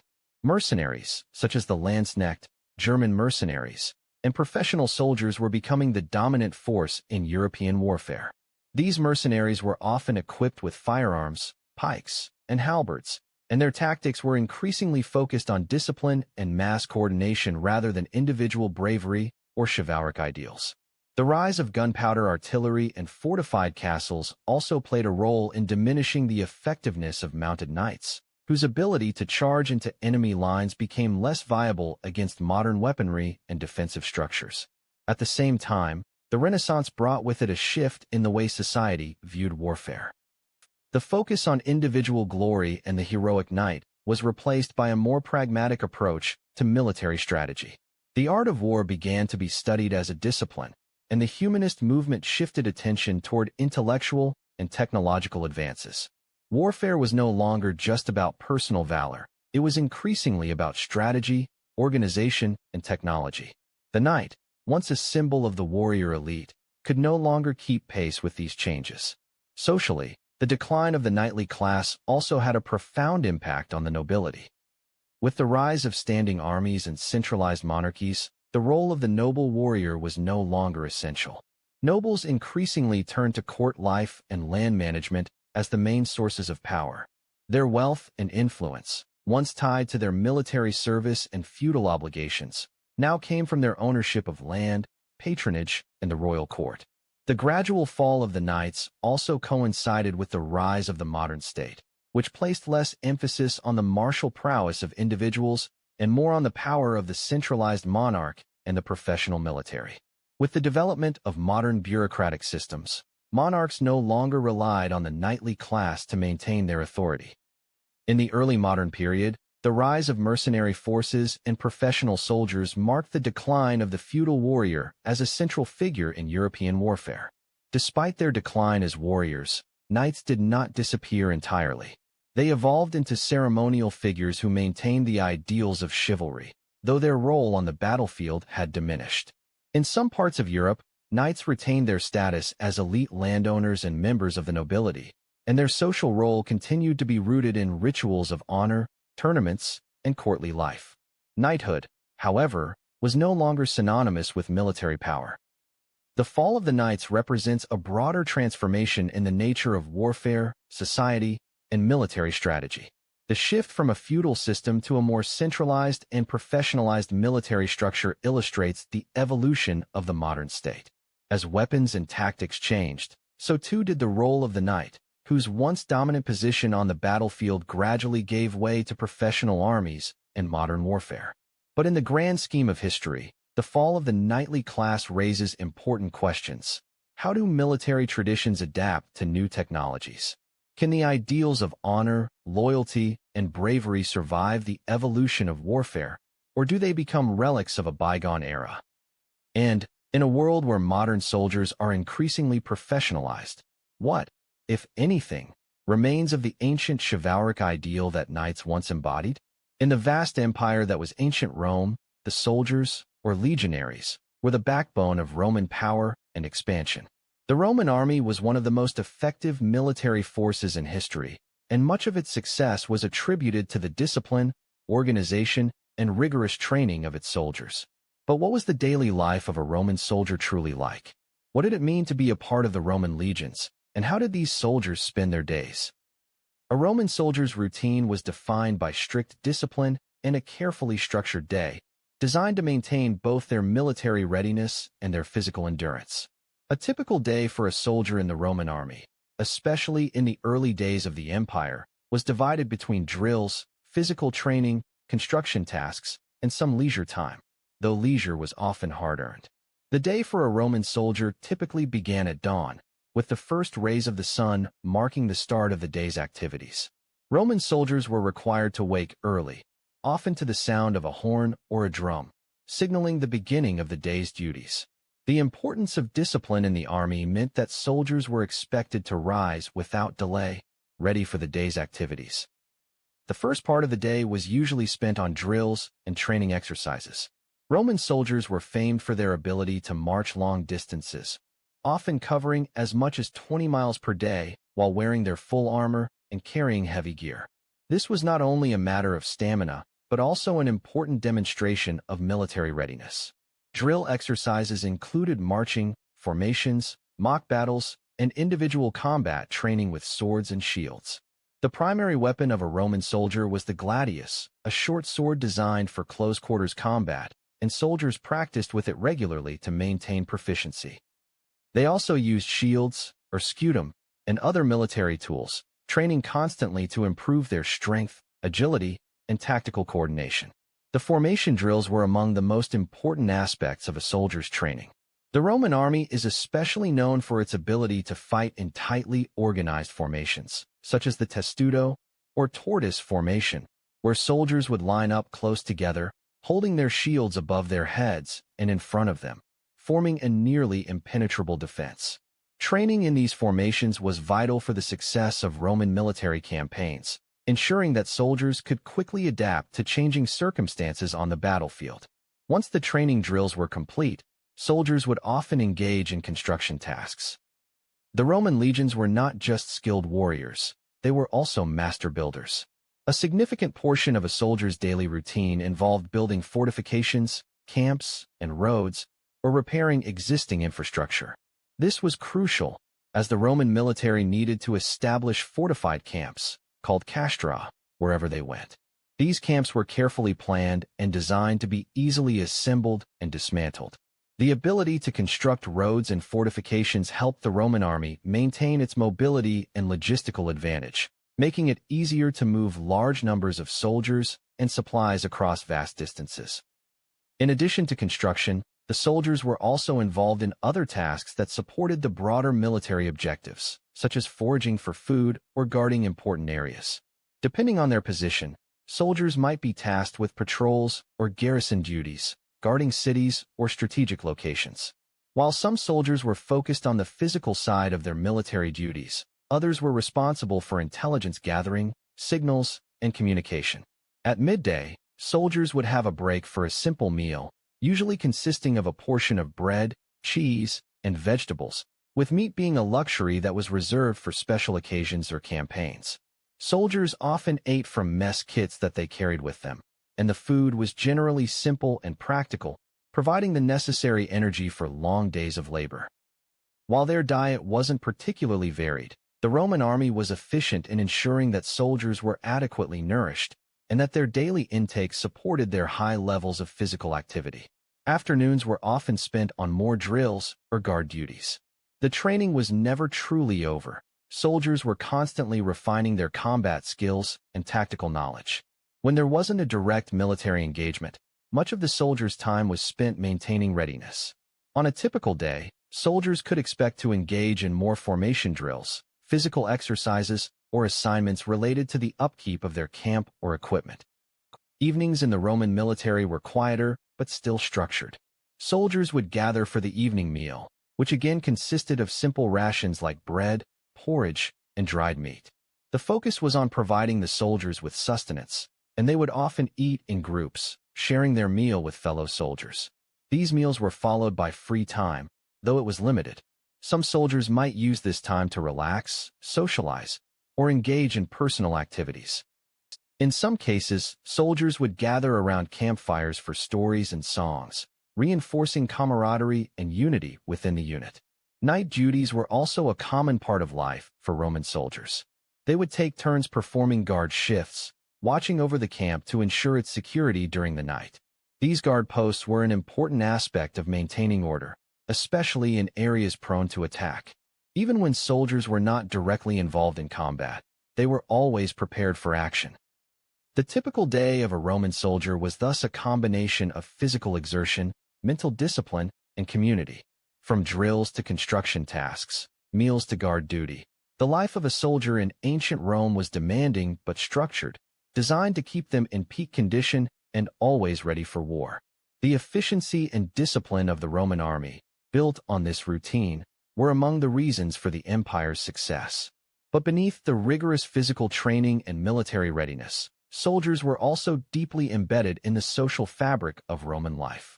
They formed strong bonds with their fellow soldiers, shared in the hardships of army life, and were motivated by the pride of serving the empire.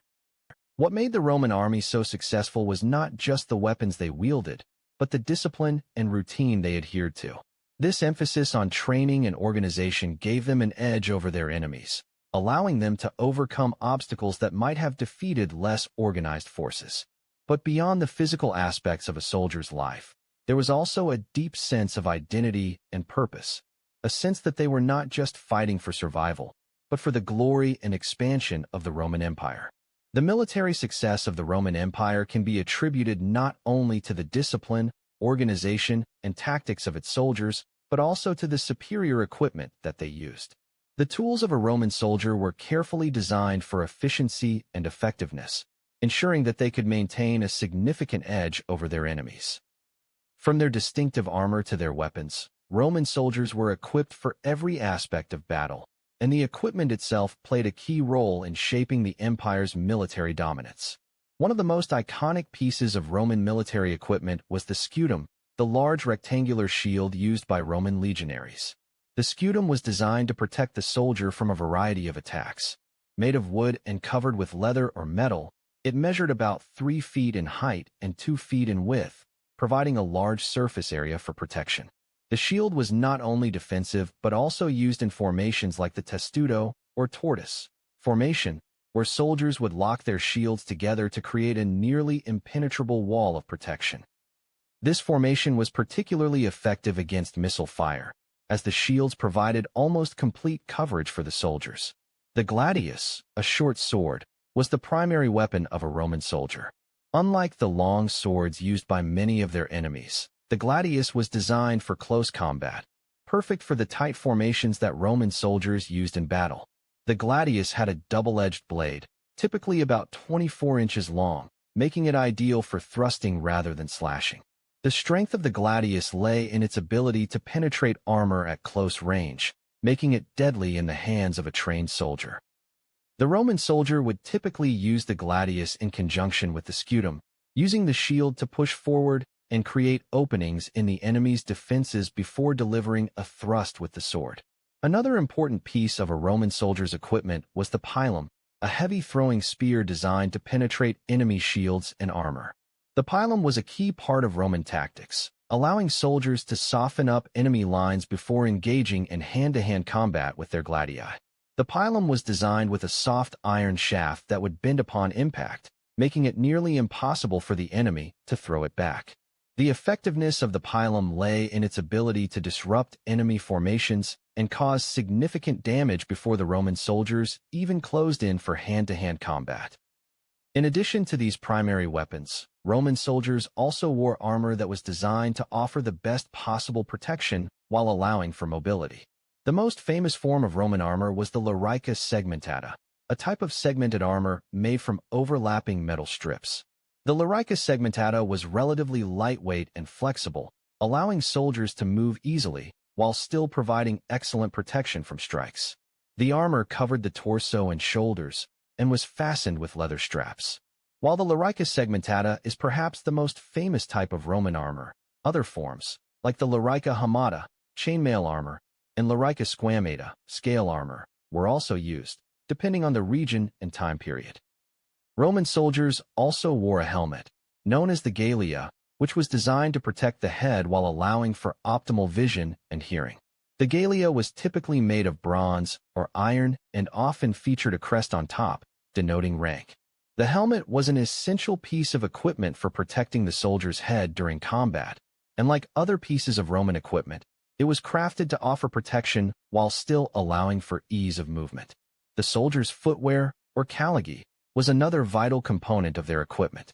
The callagi were heavy sandals with thick soles, often studded with iron nails to provide extra traction during marches and battles. These sandals were designed to endure the long marches that Roman soldiers undertook, sometimes covering distances of up to 20 miles a day. The durability of the callagi helped ensure that Roman soldiers could travel across vast distances without their equipment failing them, a crucial factor in maintaining the Roman Empire's military superiority. The Roman soldiers' equipment was also complemented by a variety of tools and supplies that were necessary for daily life in the army. Soldiers carried a mess kit, which included a pot for cooking and a small knife. These practical items allowed soldiers to prepare their own food when not on campaign, as well as for performing maintenance tasks, such as repairing their weapons or shields. The Roman soldiers' backpack, or sarcina, contained additional supplies, including food rations, a cloak for warmth, and other essential gear like a spade for digging trenches or camp fortifications. Together, these pieces of equipment played a crucial role in the Roman army's effectiveness on the battlefield. The armor and weapons were specifically designed to maximize the strengths of Roman tactics, particularly the use of tight formations and disciplined ranks. Roman soldiers were trained to work as a cohesive unit, and their equipment enabled them to carry out complex military maneuvers with precision. The ability to form the testudo, use the pilum effectively, and engage in close combat with the gladius allowed the Romans to defeat larger and more numerous armies throughout the ancient world. The Roman legions' effectiveness was also reflected in their ability to build infrastructure, such as roads, fortifications, and military camps, that supported their military campaigns.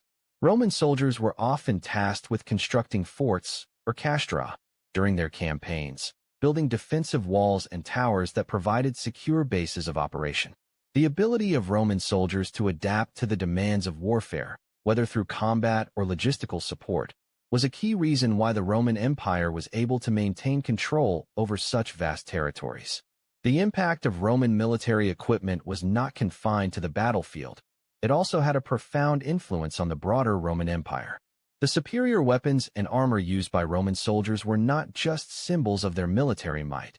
They were symbols of the Roman Empire's power and technological superiority. The Roman legions were feared across the ancient world, and their military might contributed to the Roman Empire's ability to expand, control, and maintain peace in its territories.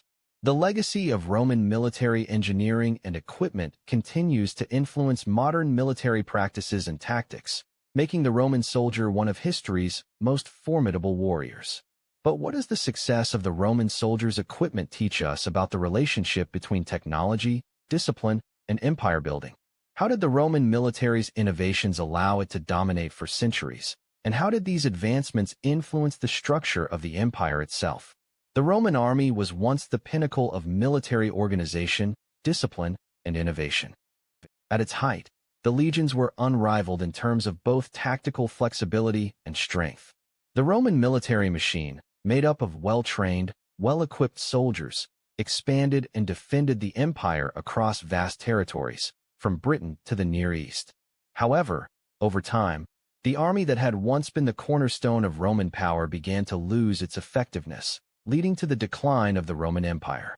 The transformation of Roman soldiers during the later stages of the empire and the changing nature of Roman warfare played a significant role in the army's decline. In the early years of the empire, Roman soldiers were professional and well-organized.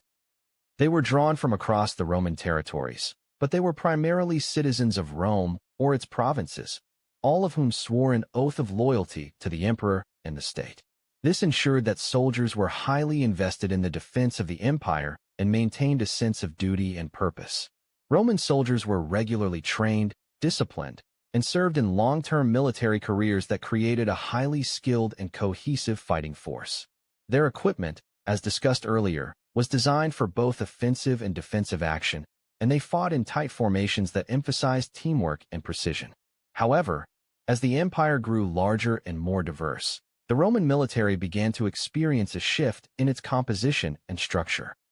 Several factors contributed to the transformation of the Roman army, ultimately leading to its decline and the weakening of its military dominance. One of the first major changes occurred during the 3rd century CE, when the Roman Empire began to face increasing pressures from external threats, such as the Germanic tribes and Persian invasions, as well as internal instability caused by political fragmentation and economic decline. To meet these challenges, emperors began to rely more heavily on foreign mercenaries. Rather than recruiting primarily from Roman citizens, the army began to incorporate soldiers from non-Roman territories, people who had no loyalty to Rome or its institutions. These mercenaries were often drawn from the Gothic, Vandal, Franks, and other barbarian tribes. While these soldiers were skilled and experienced, they lacked the civic loyalty that had once defined the Roman legions. Their primary motivation was often monetary, and they were less invested in the defense of the Roman state. As the use of mercenaries became more widespread, the professionalism of the Roman army began to decline. These soldiers, who were not as committed to the Roman ideals of duty and discipline, were often more prone to insubordination, and the Roman legions began to lose their cohesion and effectiveness on the battlefield. The lack of loyalty among these foreign soldiers was particularly problematic, as they could be bribed, defected, or even rebelled against their commanders. In addition to the growing reliance on mercenaries, the Roman Empire's military structure itself began to evolve. The classic legionary soldier, who had once been the backbone of the Roman army, began to be replaced by auxiliary units, non-Roman soldiers who served alongside the regular legions. These auxiliaries were often used to provide specialized troops, such as cavalry or archers, to complement the legion's core infantry. While auxiliaries were valuable in some respects, their inclusion diluted the cohesiveness of the army. The Roman legions, which had once been built on a standardized and rigorous training system, became increasingly heterogeneous, with soldiers of various ethnicities and backgrounds serving together under a unified Roman banner. This lack of cohesion made it harder for the legions to maintain their former military effectiveness.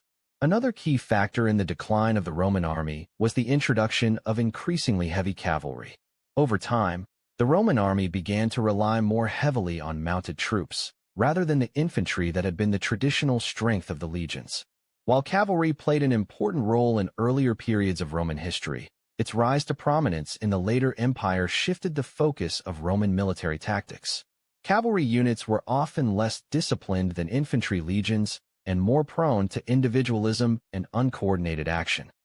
As a result, the Roman army began to lose the strategic advantage that its tight-knit, coordinated infantry units had once provided. The military reforms of Emperor Diocletian, late 3rd century CE, and later Constantine, early 4th century CE, attempted to address some of these issues, but by this time, the damage had been done. The Roman army had become a much more diverse, less disciplined force, and as the empire faced increasing threats from all sides, it struggled to maintain the same level of military dominance it had enjoyed in previous centuries. Perhaps the most notable aspect of the decline of the Roman army was the loss of the Roman identity.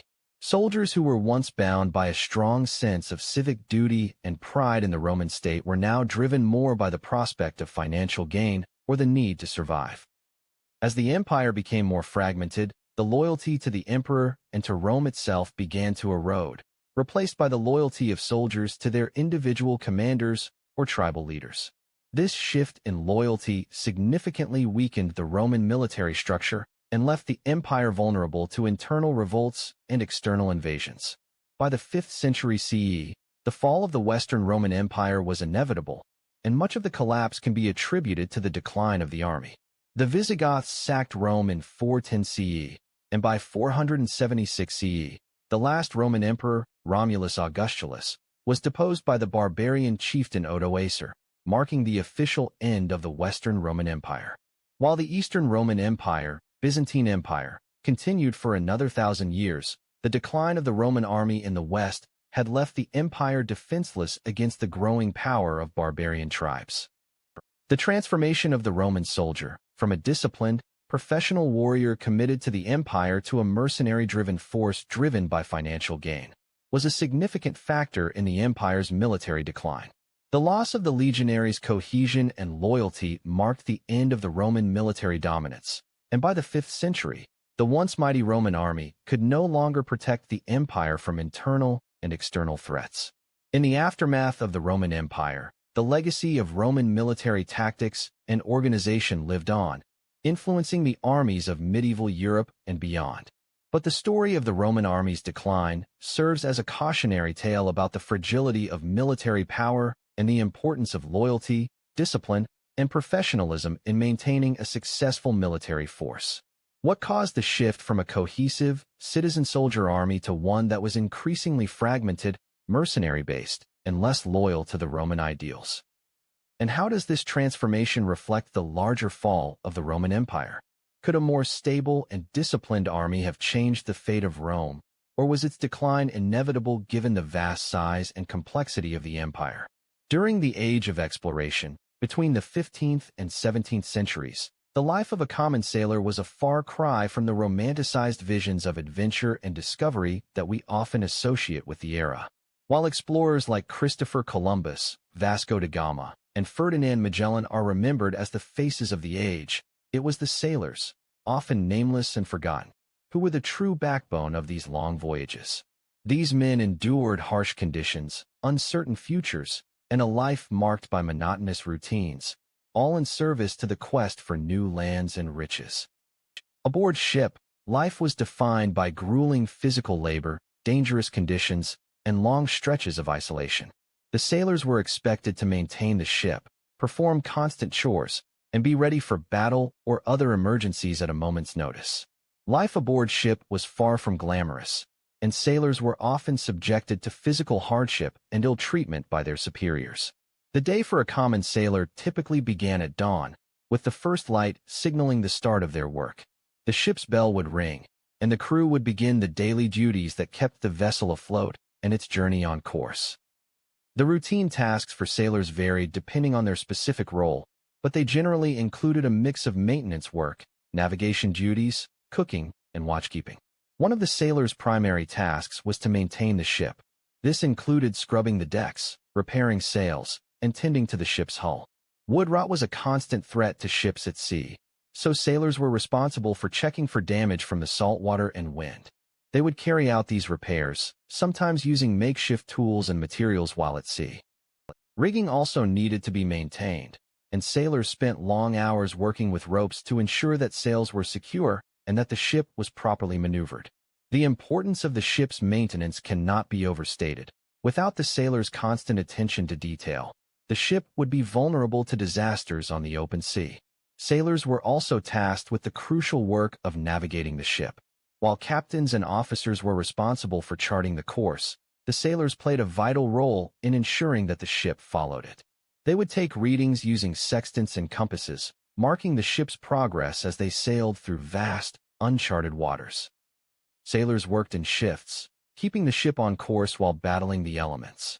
Without the modern navigational aids we take for granted today, sailors had to rely on their experience, intuition, and the guidance of their superiors. While captains made the final decisions, it was the sailors who followed the orders to adjust the sails or change the ship's direction to stay on course. But these duties, though essential, were physically demanding and often performed under harsh conditions. Sailors frequently worked 18-hour days, especially during times of bad weather or when the ship was approaching unfamiliar shores. The repetitive nature of the work often led to exhaustion, and the constant exposure to salt water and harsh sun took its toll on sailors' health.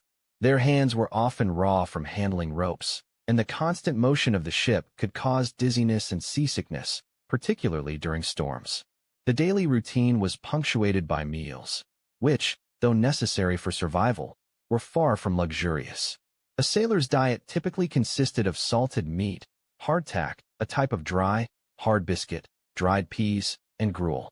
The food was often stale, tasteless, and sometimes infested with weevils or maggots, making it a less than appetizing source of nutrition. Fresh water was another rarity. On long voyages, water was often stored in wooden barrels that could quickly go bad, leading to a nasty, rancid taste. The sailors were also plagued by scurvy, a disease caused by a lack of vitamin C, which could be fatal if not treated. Despite their best efforts, the ship's diet was a major source of illness among sailors, contributing to the high mortality rates. In addition to the daily tasks, sailors were also assigned to watch shifts. Since many of the voyages took place at night, Sailors were required to stay vigilant at all times, looking out for land, other ships, or potential hazards like reefs and icebergs. These shifts, called watches, were often divided into 4-hour increments, and sailors had to remain alert and ready to respond to emergencies, whether that meant adjusting the sails, handling cargo, or fighting off enemy ships. The living conditions for sailors were also difficult. The crew quarters aboard ships were cramped, with little privacy and no room for comfort. Sailors slept in hammocks or on the bare deck, often sharing space with the ship's animals, cargo, and sometimes even the officers. The constant motion of the ship, combined with the lack of ventilation and sanitation, made for an unpleasant living environment. Diseases spread quickly in these cramped quarters, and sailors were at constant risk of illness. In addition to scurvy, common ailments included dysentery, malaria, and typhus. Despite these challenges, sailors were expected to maintain a sense of discipline and order. The ship's hierarchy was strictly enforced, with the captain and officers holding authority over the common sailors. Disobedience or even minor mistakes were punished harshly, often with floggings or other forms of corporal punishment. Sailors who broke the rules could find themselves confined to the brig or even left behind at port if they committed a serious offense. However, despite the hardships, many sailors found camaraderie and even a sense of adventure in their work. The routine might have been difficult, but it was shared with a tight-knit group of men who relied on each other for survival. Shipboard life encouraged a sense of brotherhood, and the sailors would often bond over shared experiences, telling stories, singing songs, and discussing their hopes of returning home with their spoils of exploration. The prospect of fortune, whether through the discovery of new lands, trading routes, or treasures, kept many sailors motivated despite the grim realities of life at sea. The loneliness of being away from home for months or even years was another challenging aspect of a sailor's life. For most sailors, leaving home meant being cut off from family and loved ones for extended periods. Though some were experienced adventurers who embraced the freedom of the sea, for others, the journey was a harsh sacrifice of their personal lives. In the end, the life of a common sailor was shaped by a combination of hard work, endurance, and resilience. They played a crucial role in the success of the age of exploration, contributing to the discovery of new worlds and the expansion of European empires across the globe. While the rewards of exploration often went to the navigators, explorers, and monarchs, the common sailor was the one who made these journeys possible. What drove these sailors to endure such hardships, day after day? Was it the hope of adventure, the pursuit of fortune, or simply the need for survival? And how did their lives, marked by daily routines of hardship and risk, contribute to the development of the world as we know it today?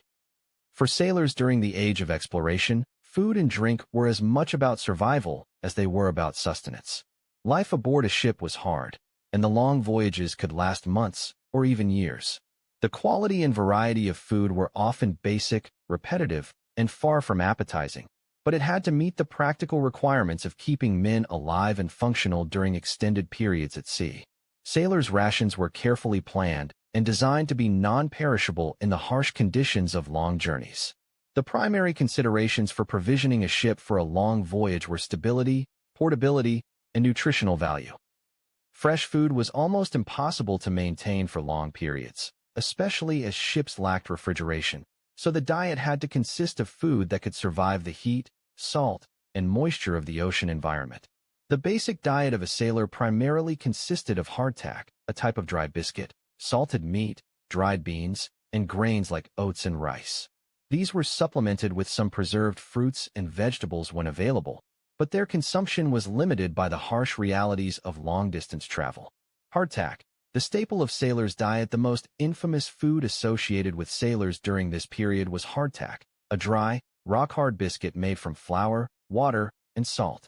It was the ultimate survival food, capable of being stored for months without going bad. Hardtack was incredibly dense, and it could last for extended periods if stored properly, which made it ideal for long voyages. However, the texture and taste left much to be desired. Hardtack was often described as inedible when fresh, and over time it would often become infested with weevils or maggots, making it even less palatable. Despite these issues, hardtack was a vital part of a sailor's daily rations, providing the carbohydrates and energy needed to endure the demands of their labor. To make hardtack more tolerable, sailors would often dunk it in water, beer, or even wine to soften it. Some sailors also learned to bake the hardtack over a fire to make it less dry. But for the most part, this food was a necessity, not a luxury, and sailors had little choice but to consume it to survive. Salted meat, a necessary but unpleasant choice alongside hardtack. The other major component of a sailor's diet was salted meat. Beef and pork were the most common meats used, and they were preserved through salting, curing, or smoking to prevent spoilage. Salted meat was often stored in large barrels aboard the ship, and the preservation process kept the meat from going bad, though it also made the food very salty. This high salt content, while essential for preservation, could lead to dehydration and health issues, especially when sailors had limited access to fresh water. The quality of the salted meat could vary greatly. On some voyages, the meat would be so salty that it was almost inedible, while in other cases, sailors might encounter rotten or moldy meat. If the meat was stored poorly or left exposed to moisture, it could quickly become infested with maggots, further reducing its already questionable appeal. Even though the salt preserved the meat, it didn't do much to improve its flavor, and sailors often had to eat it with little variation for months on end. Despite its drawbacks, salted meat was an essential part of the sailor's diet. It provided necessary protein and fat, which helped keep sailors strong and fueled throughout the grueling voyage. However, the constant diet of salted meat contributed to poor health for many sailors, leading to conditions like scurvy, a vitamin C deficiency, because of the lack of fresh fruits and vegetables in their diet. Dried beans, grains, and vegetables. In addition to salted meat and hardtack, sailors were also given dried beans, peas, and grains like rice and oats. These were stored in large sacks and provided a carbohydrate and fiber source for the crew. Beans and peas were especially important, as they could be cooked into a stew or soup, which provided more moisture and flavor than the dry rations. While these foods helped balance the sailor's diet, they were often bland and monotonous. Rice and oats could be made into porridge or stew, but again, they were dry and lacked variety. Fresh vegetables and fruits were a rarity on most voyages. When available, they were typically used in small amounts or preserved in a dried or pickled form. Some expeditions might carry dried onions or garlic, which could add a little flavor to the otherwise bland meals. In the 16th and 17th centuries, as the dangers of scurvy became more widely understood, sailors began to be given a more regular supply of citrus fruits, such as lemons or oranges, or fermented citrus juice to ward off the disease. However, this practice was not universally implemented, and many ships still failed to provide enough vitamin C to their crews, resulting in high rates of illness. Water and alcohol. A sailor's drinks. The most important aspect of a sailor's diet was, of course, water. However, fresh water was often in short supply on long voyages. To preserve the water, it was stored in wooden barrels or leather bags, but these containers could leak, leading to spoilage. Contaminated water often led to dysentery, a common ailment among sailors. In the absence of enough water, sailors were often given beer or wine, both of which were more readily available and could be stored for long periods. Beer, especially, was a popular substitute for water, as it provided some nutrition and was less likely to be contaminated. Though not ideal for hydration, beer and wine helped sailors cope with the monotony of life aboard ship. These alcoholic beverages were also seen as a form of relief from the hardships of daily life, and they were often used to lift morale during long voyages. In fact, sailors were given a daily ration of beer or wine as part of their regular provisions, which was often more abundant than fresh water. Supplements and medicine. While the majority of a sailor's diet was centered around hardtack, salted meat, and dried grains, efforts were sometimes made to provide supplements to prevent illnesses caused by nutritional deficiencies. Pickled vegetables, particularly cabbage, were sometimes included in the provisions to provide some vitamin C, helping to prevent scurvy. Additionally, herbs and spices, such as pepper, ginger, and cloves, were used to add some flavor to meals and help with digestion. Medical knowledge aboard ship was limited, but sailors relied on basic remedies for ailments. Ginger was used to combat seasickness, and herbal teas could help with stomach issues or minor wounds. However, serious illnesses like scurvy, dysentery, and malaria could not be treated effectively with the limited resources available, leading to a high mortality rate among sailors. In conclusion, the ration diet of sailors during the Age of Exploration was far from luxurious, but it was built to support the grueling conditions of life at sea. While hardtack, salted meat, and limited rations were essential to survival, these provisions came at a significant cost to sailors' health. The struggle to maintain adequate food, drink, and nutrition was a constant issue, and many sailors faced debilitating illnesses due to their lack of access to fresh and varied food sources. Despite these hardships, the sailors' ability to endure such conditions was a testament to the resilience and determination that drove the great Age of Exploration forward. But what drove these sailors to accept such grueling conditions? Was it the promise of discovery and wealth, or was it something deeper, perhaps the hope of adventure, the desire for a better life, or the bonds of camaraderie that kept them going despite the harsh realities? The Age of Exploration, which spanned from the late 15th century to the early 17th century, was a time of profound change in the world's naval and military landscape. During this period, sailors played a crucial role in expanding European empires across the globe. They braved the unknown, discovered new lands, and established trade routes that connected the world in ways never before imagined. Yet, the days of the common sailor during the Age of Exploration were not destined to last. As the world moved into the early modern period, new technologies, military tactics, and the rise of professionalized navies gradually led to the decline of the old sailor class and the emergence of more organized and powerful naval forces that would shape the course of global politics for centuries. The shift to professional navies at the heart of the transformation was the shift from private, merchant-driven ships and small fleets of explorers to the professionalization of naval forces. During the Age of Exploration, most voyages were undertaken by merchant adventurers, explorers, and privateers. Ships were often privately owned, and their crews were made up of a mix of common sailors, traders, and occasional military personnel.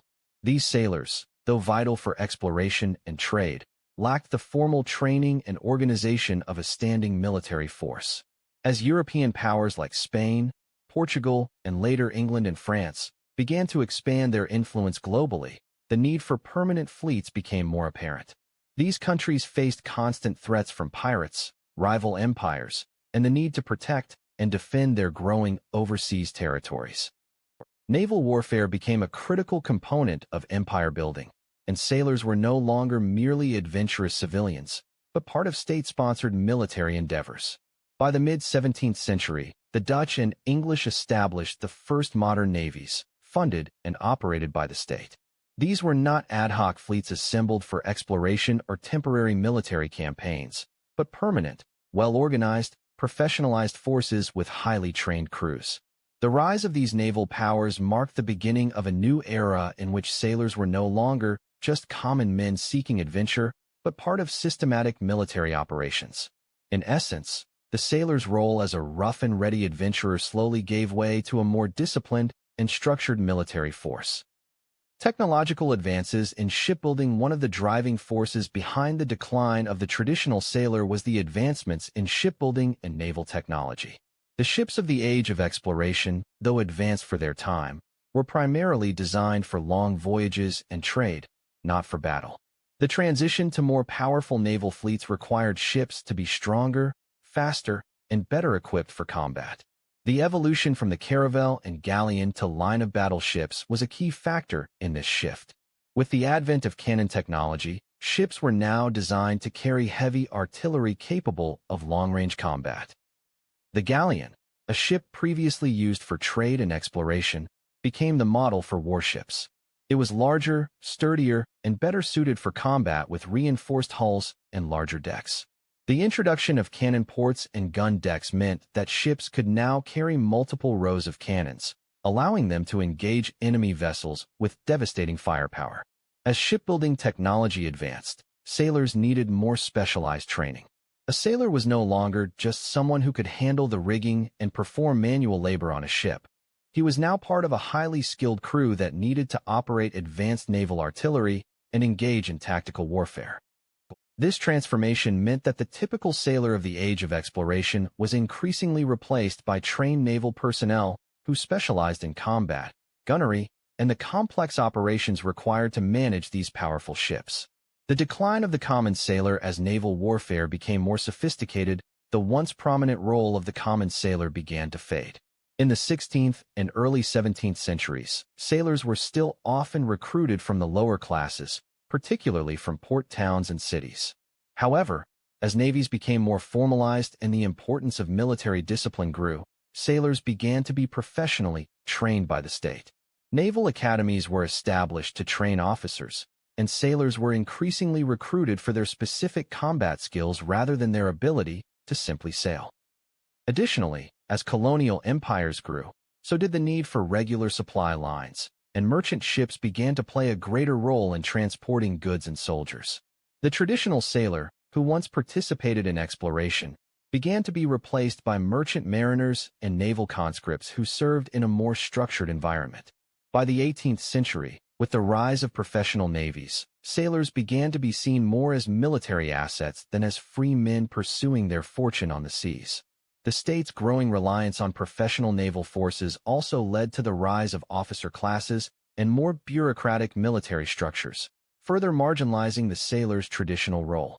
These naval forces were increasingly organized into squadrons and fleets, and sailors became part of a much larger and more impersonal system. The spirit of adventure that once characterized the age of exploration gave way to the rigid, hierarchical structure of modern naval warfare. Global expansion and the need for control. The expansion of European global empires, particularly by England, Spain, and France, also played a key role in the decline of the common sailor's role. As imperial powers established colonies across the Americas, Africa, and Asia, naval forces became essential not only for defense, but for maintaining control over vast territories. These forces were not just limited to naval battles, but were part of a broader military strategy aimed at securing trade routes, suppressing uprisings, and maintaining influence over foreign lands. This militarization of naval forces required a more organized, professional approach to managing sailors and officers, making the informal, relatively unskilled sailors of the age of exploration less relevant. The rise of private merchant companies, such as the British East India Company, further shifted the dynamics of naval operations. These private companies, supported by the state, began to dominate international trade and establish their own naval fleets. Sailors who once sailed for exploration and adventure were now increasingly part of commercial ventures, working under the authority of private companies and following the economic interests of empire rather than the ideals of discovery and exploration. Legacy of the sailor and the rise of modern naval powers. While the common sailor's role in exploration and combat during the age of exploration faded with the rise of modern navies, the legacy of these sailors remains essential to understanding the history of naval power. The exploration of new territories, the establishment of global trade routes, and the defense of vast empires would not have been possible without the brave sailors who endured difficult conditions aboard ship. However, as military technology advanced and the need for a more professional military became apparent, the role of the sailor evolved from the romanticized figure of exploration to the highly trained and specialized personnel of modern naval forces. The decline of the common sailor marks the end of an era when individual adventurers and their crews charted the world's unknown territories. By the late 17th and 18th centuries, navies had become state-controlled, highly organized forces designed not just for exploration, but for global domination. In the end, the transformation of the sailor, from a humble adventurer to a cog in the machine of imperialism, reflects the broader changes that took place as the age of exploration gave way to the more structured, militarized empires that would define the modern world. But what remains of the spirit of exploration that once drove sailors to seek the unknown? Was it purely the promise of wealth and land that motivated these sailors? Or was it the human desire for discovery and adventure that propelled them across vast, uncharted oceans? In the Middle Ages, one of the most influential and enduring social structures to emerge in Europe was the guild system. Guilds were associations of craftsmen, merchants, and traders who banded together for mutual support, protection, and economic benefit. But guilds were much more than just trade organizations. They were fundamental institutions that played a crucial role in shaping the social, economic, and political landscapes of medieval Europe. They were vital in the development of urban life, the spread of trade, and the regulation of labor, but their influence extended far beyond the marketplace. The rise of medieval guilds can be traced back to the 10th and 11th centuries, during a period of significant social and economic transformation in Europe.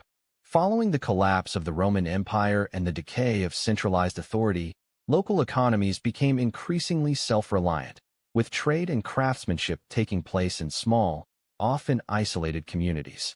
As urban centers began to grow in the wake of feudalism, artisans and merchants needed a way to organize themselves to protect their interests, improve their standards of living, and ensure their right to practice their trade. The guilds initially began as simple craftsmen's associations, groups of workers who shared common skills and interests. These early guilds were founded around specific trades such as blacksmithing, weaving, carpentry, brewing, and baking. The guild system allowed workers to come together to establish standards of quality, regulate prices, and protect their trade secrets. Members of a guild would collectively agree to produce goods of a certain standard, and if one member sold substandard products, they would face the disapproval and possible expulsion of the guild. This quality control was crucial for both consumer confidence and the success of the guild. At first, the guilds served as economic cooperatives, helping their members to gain economic stability in a world where trade was often uncertain and wealth was unevenly distributed. However, over time, guilds evolved into much more powerful and complex entities, especially as they became central to urban life. They wielded significant social influence and political power, shaping not only the economy of a town or city, but also its social structure and governance. The most important function of the guilds was to serve as a way for craftsmen to protect their interests. In medieval Europe, trade monopolies were often granted to certain cities or regions, and guilds were the vehicle through which merchants could maintain their market dominance. For instance, in many cities, only those who belonged to a guild were allowed to practice their craft or trade legally. This closed system ensured that there were strict regulations on who could enter a trade and on the quality and price of goods sold. It was a way for skilled workers to maintain a high level of control over their livelihoods. In addition to regulating the economy, guilds also served an important social function. Guild membership was a form of social status, and joining a guild often meant gaining entry into the elite circles of medieval society. Guilds were highly selective, and they often had strict entry requirements, including completing a set number of years as an apprentice, demonstrating a certain level of skill, and paying fees. In a society where social mobility was limited, the guilds were one of the few institutions that allowed individuals to rise in status through merit. This was particularly significant for artisans and traders who were not part of the traditional nobility. One of the defining features of guilds was the system of apprenticeship. Young people, often starting as early as their teenage years, would enter a guild as an apprentice, where they would learn the trade from a master craftsman. Apprentices were required to work for several years under the guidance of their master before they could become a journeyman, or skilled worker. After completing their apprenticeship, journeymen had the opportunity to become a master craftsman themselves, often by producing a masterpiece that demonstrated their skill. This system ensured that craftsmanship was passed down through generations and maintained high standards within the guild. Guilds also acted as social safety nets for their members. They provided financial assistance to members who were ill or injured, and many guilds offered support to the families of deceased members. Additionally, guilds often provided religious services for their members, with many guilds having their own patron saints, whose feast days were celebrated with special ceremonies and gatherings. This close-knit support network fostered a strong sense of community and solidarity among guild members. As guilds became more powerful, their influence extended beyond the realm of commerce and craftsmanship. Many guilds played a central role in the political life of the cities in which they were based. In some cases, guilds had enough political influence to act as city governments or serve as powerful lobbies in municipal affairs. The rise of the merchant guilds, in particular, allowed wealthy traders to use their economic influence to secure political office and shape policies that favored their business interests. In cities like Florence, Venice, and London, guilds were crucial in the administration of civic life. By the 13th and 14th centuries, the guilds had become an integral part of urban life. They not only controlled the economy, but also played an important role in maintaining law and order. Many guilds had their own rules and regulations, which governed the behavior of their members and helped resolve disputes. They also acted as a form of policing, ensuring that guild members adhered to the high standards of quality and practice that were expected within their profession. However, the increasing influence and power of guilds also led to growing tensions with the monarchies and the nobility. Kings and nobles began to see guilds as a threat to their own power, especially as the guilds became wealthier and more influential. Over time, monarchs began to limit the power of guilds by granting charters or special privileges to select individuals or organizations, bypassing the guilds as middlemen. The development of capitalism and the rise of modern markets also gradually led to the decline of the guild system. The rise of factories, mass production, and the increasing influence of individual entrepreneurs undermined the guild's control over trade. Despite these challenges, the guild system played a crucial role in the development of medieval Europe. Guilds provided the foundation for a thriving urban economy, fostered social cohesion, and created pathways for social mobility through their apprenticeship programs. Their role in regulating trade and maintaining standards of craftsmanship allowed medieval cities to prosper, and their social influence provided a blueprint for later economic and political systems. But the decline of the guilds raises important questions. How did the rise of individual entrepreneurship and capitalism change the landscape of European society? What impact did the end of the guild system have on the social fabric of medieval cities? And how did guilds influence the economic models that would eventually shape the modern world? The life of a guild member in medieval Europe was shaped by a balance of work, ritual, and reward. Guilds were far more than just professional associations. They were vital social structures that regulated not only the practice of crafts and trades, but also the community life of their members. For guild members, the routine of daily life was punctuated by long hours of hard work, participation in religious and social rituals, and the potential for advancement and reward as they climbed the ranks of their respective guilds. At the heart of a guild member's day was the work itself. Guilds often represented skilled trades, such as blacksmithing, weaving, baking, or carpentry, and each guild had its own standards and rules for practicing the trade. Whether working in a small workshop, a larger guild hall, or within a family business, the daily routine of a guild member was defined by intense focus on mastering the craft. The workday, craftsmanship, and labor. A typical day for a guild member began early, often at dawn. Work was generally conducted from morning until late afternoon, with little time for rest in between. In a craftsman guild, the day might start with the sharpening of tools, preparing materials, or organizing the work area. For example, a blacksmith might start the day by stoking the fire in the forge and making sure the anvil and tools were ready for the day's work. A weaver would prepare the loom and thread, while a baker would begin the day's bread-making process, mixing dough and setting it to rise. While the tasks themselves varied depending on the guild, there were common themes in the workday. Guild members were expected to adhere to rigorous standards of quality, producing goods that would meet the demands of the local market and satisfy the guild's regulations. In most guilds, there were strict rules about how much a member could charge for their work and how it should be presented. Quality control was essential, and goods that did not meet the guild standards would be rejected or destroyed. This ensured that consumers could trust the products of guild members, and it prevented competition from undercutting prices with inferior goods. The work was demanding, often requiring physical labor and mental focus.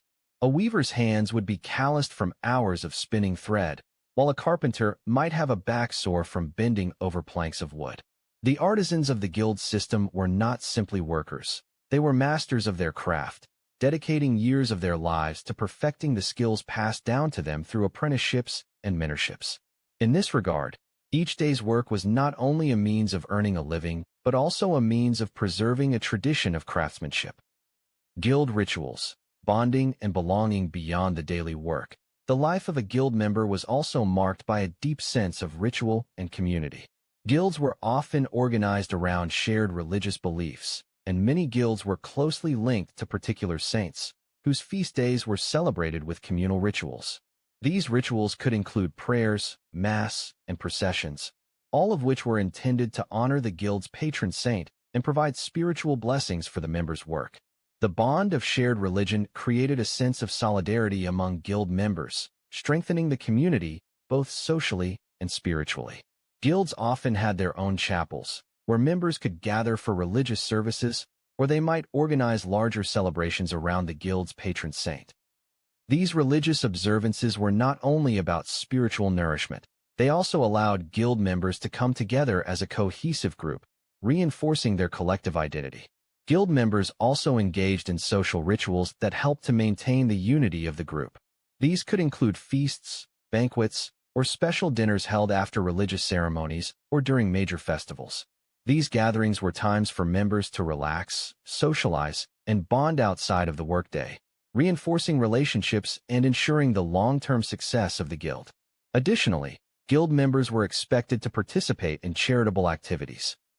Many guilds took an active role in supporting their communities through charitable donations, offering aid to the sick or to those in need, especially if a member fell on hard times. Guilds often had funds set aside for funerals and welfare, and members would contribute to the maintenance of these funds. The social responsibility inherent in being a member of a guild reflected the broader societal role that guilds played in medieval European life. The path to advancement. From apprentice to master for many, the ultimate goal of being in a guild was to achieve the status of master craftsman. The path to this honor began as an apprentice. Apprentices were usually young men, often in their teens, who worked under the guidance of a master craftsman to learn the trade. Apprenticeships were typically long, often lasting between 5 to 7 years, and were a rigorous process in which the apprentice would learn not only the technical skills of the trade, but also the values and ethics of the guild. The apprenticeship period was marked by hard work and obedience to the master. Apprentices were expected to perform the most mundane and labor-intensive tasks, such as sweeping the shop, carrying materials, or assisting the master in more advanced work. However, during this time, they were also observing the skills and techniques of the master and learning the secrets of the trade. The goal of every apprentice was to eventually produce a masterpiece, a piece of work that demonstrated their skill and proficiency in the trade. This masterpiece was presented to the guild for evaluation, and if it was deemed acceptable, the apprentice could be elevated to the rank of journeyman. As a journeyman, the craftsman had more freedom and was allowed to work independently, but they still had to operate within the constraints of the guild. Journeymen could travel to different towns or cities to seek work, but they were bound by the rules of the guild and had to pay dues and remain in good standing with the organization. The final step in a guild member's career was to become a master. This required not only technical proficiency, but also a certain level of financial stability and social standing. Masters were responsible for running their own workshops, training apprentices, and maintaining the guild's reputation. They were often highly respected members of the community and held influence both within the guild and in the broader urban society. The rewards, social and economic mobility. While the life of a guild member was defined by hard work, discipline, and ritual, it also offered the potential for substantial rewards. Economic prosperity was one of the primary benefits of being a part of a guild. Masters often made a good living from their work, and guilds provided a secure environment in which to trade, as members were protected by regulations that ensured a fair marketplace. Masters could also pass their workshops down to their children, ensuring the continuation of their trade and wealth. Guilds also offered social mobility. Many individuals from modest backgrounds could rise to positions of influence within their guilds and communities. By becoming masters, they gained the right to participate in local government, serve in civic offices, and form valuable alliances. Guilds also provided a pathway for those seeking to improve their personal status and gain respect within their towns or cities. However, the rewards were not just financial. The sense of belonging and community that guild membership offered was often just as valuable as the material wealth. Guilds created a network of individuals who supported one another through hard times, disease, and even death. They offered a form of social insurance, helping families in need and ensuring that the deceased family was cared for. In conclusion, the life of a guild member was one of both hard work and reward. Through their craft, ritual participation, and the promise of advancement, guilds played a pivotal role in shaping the medieval world.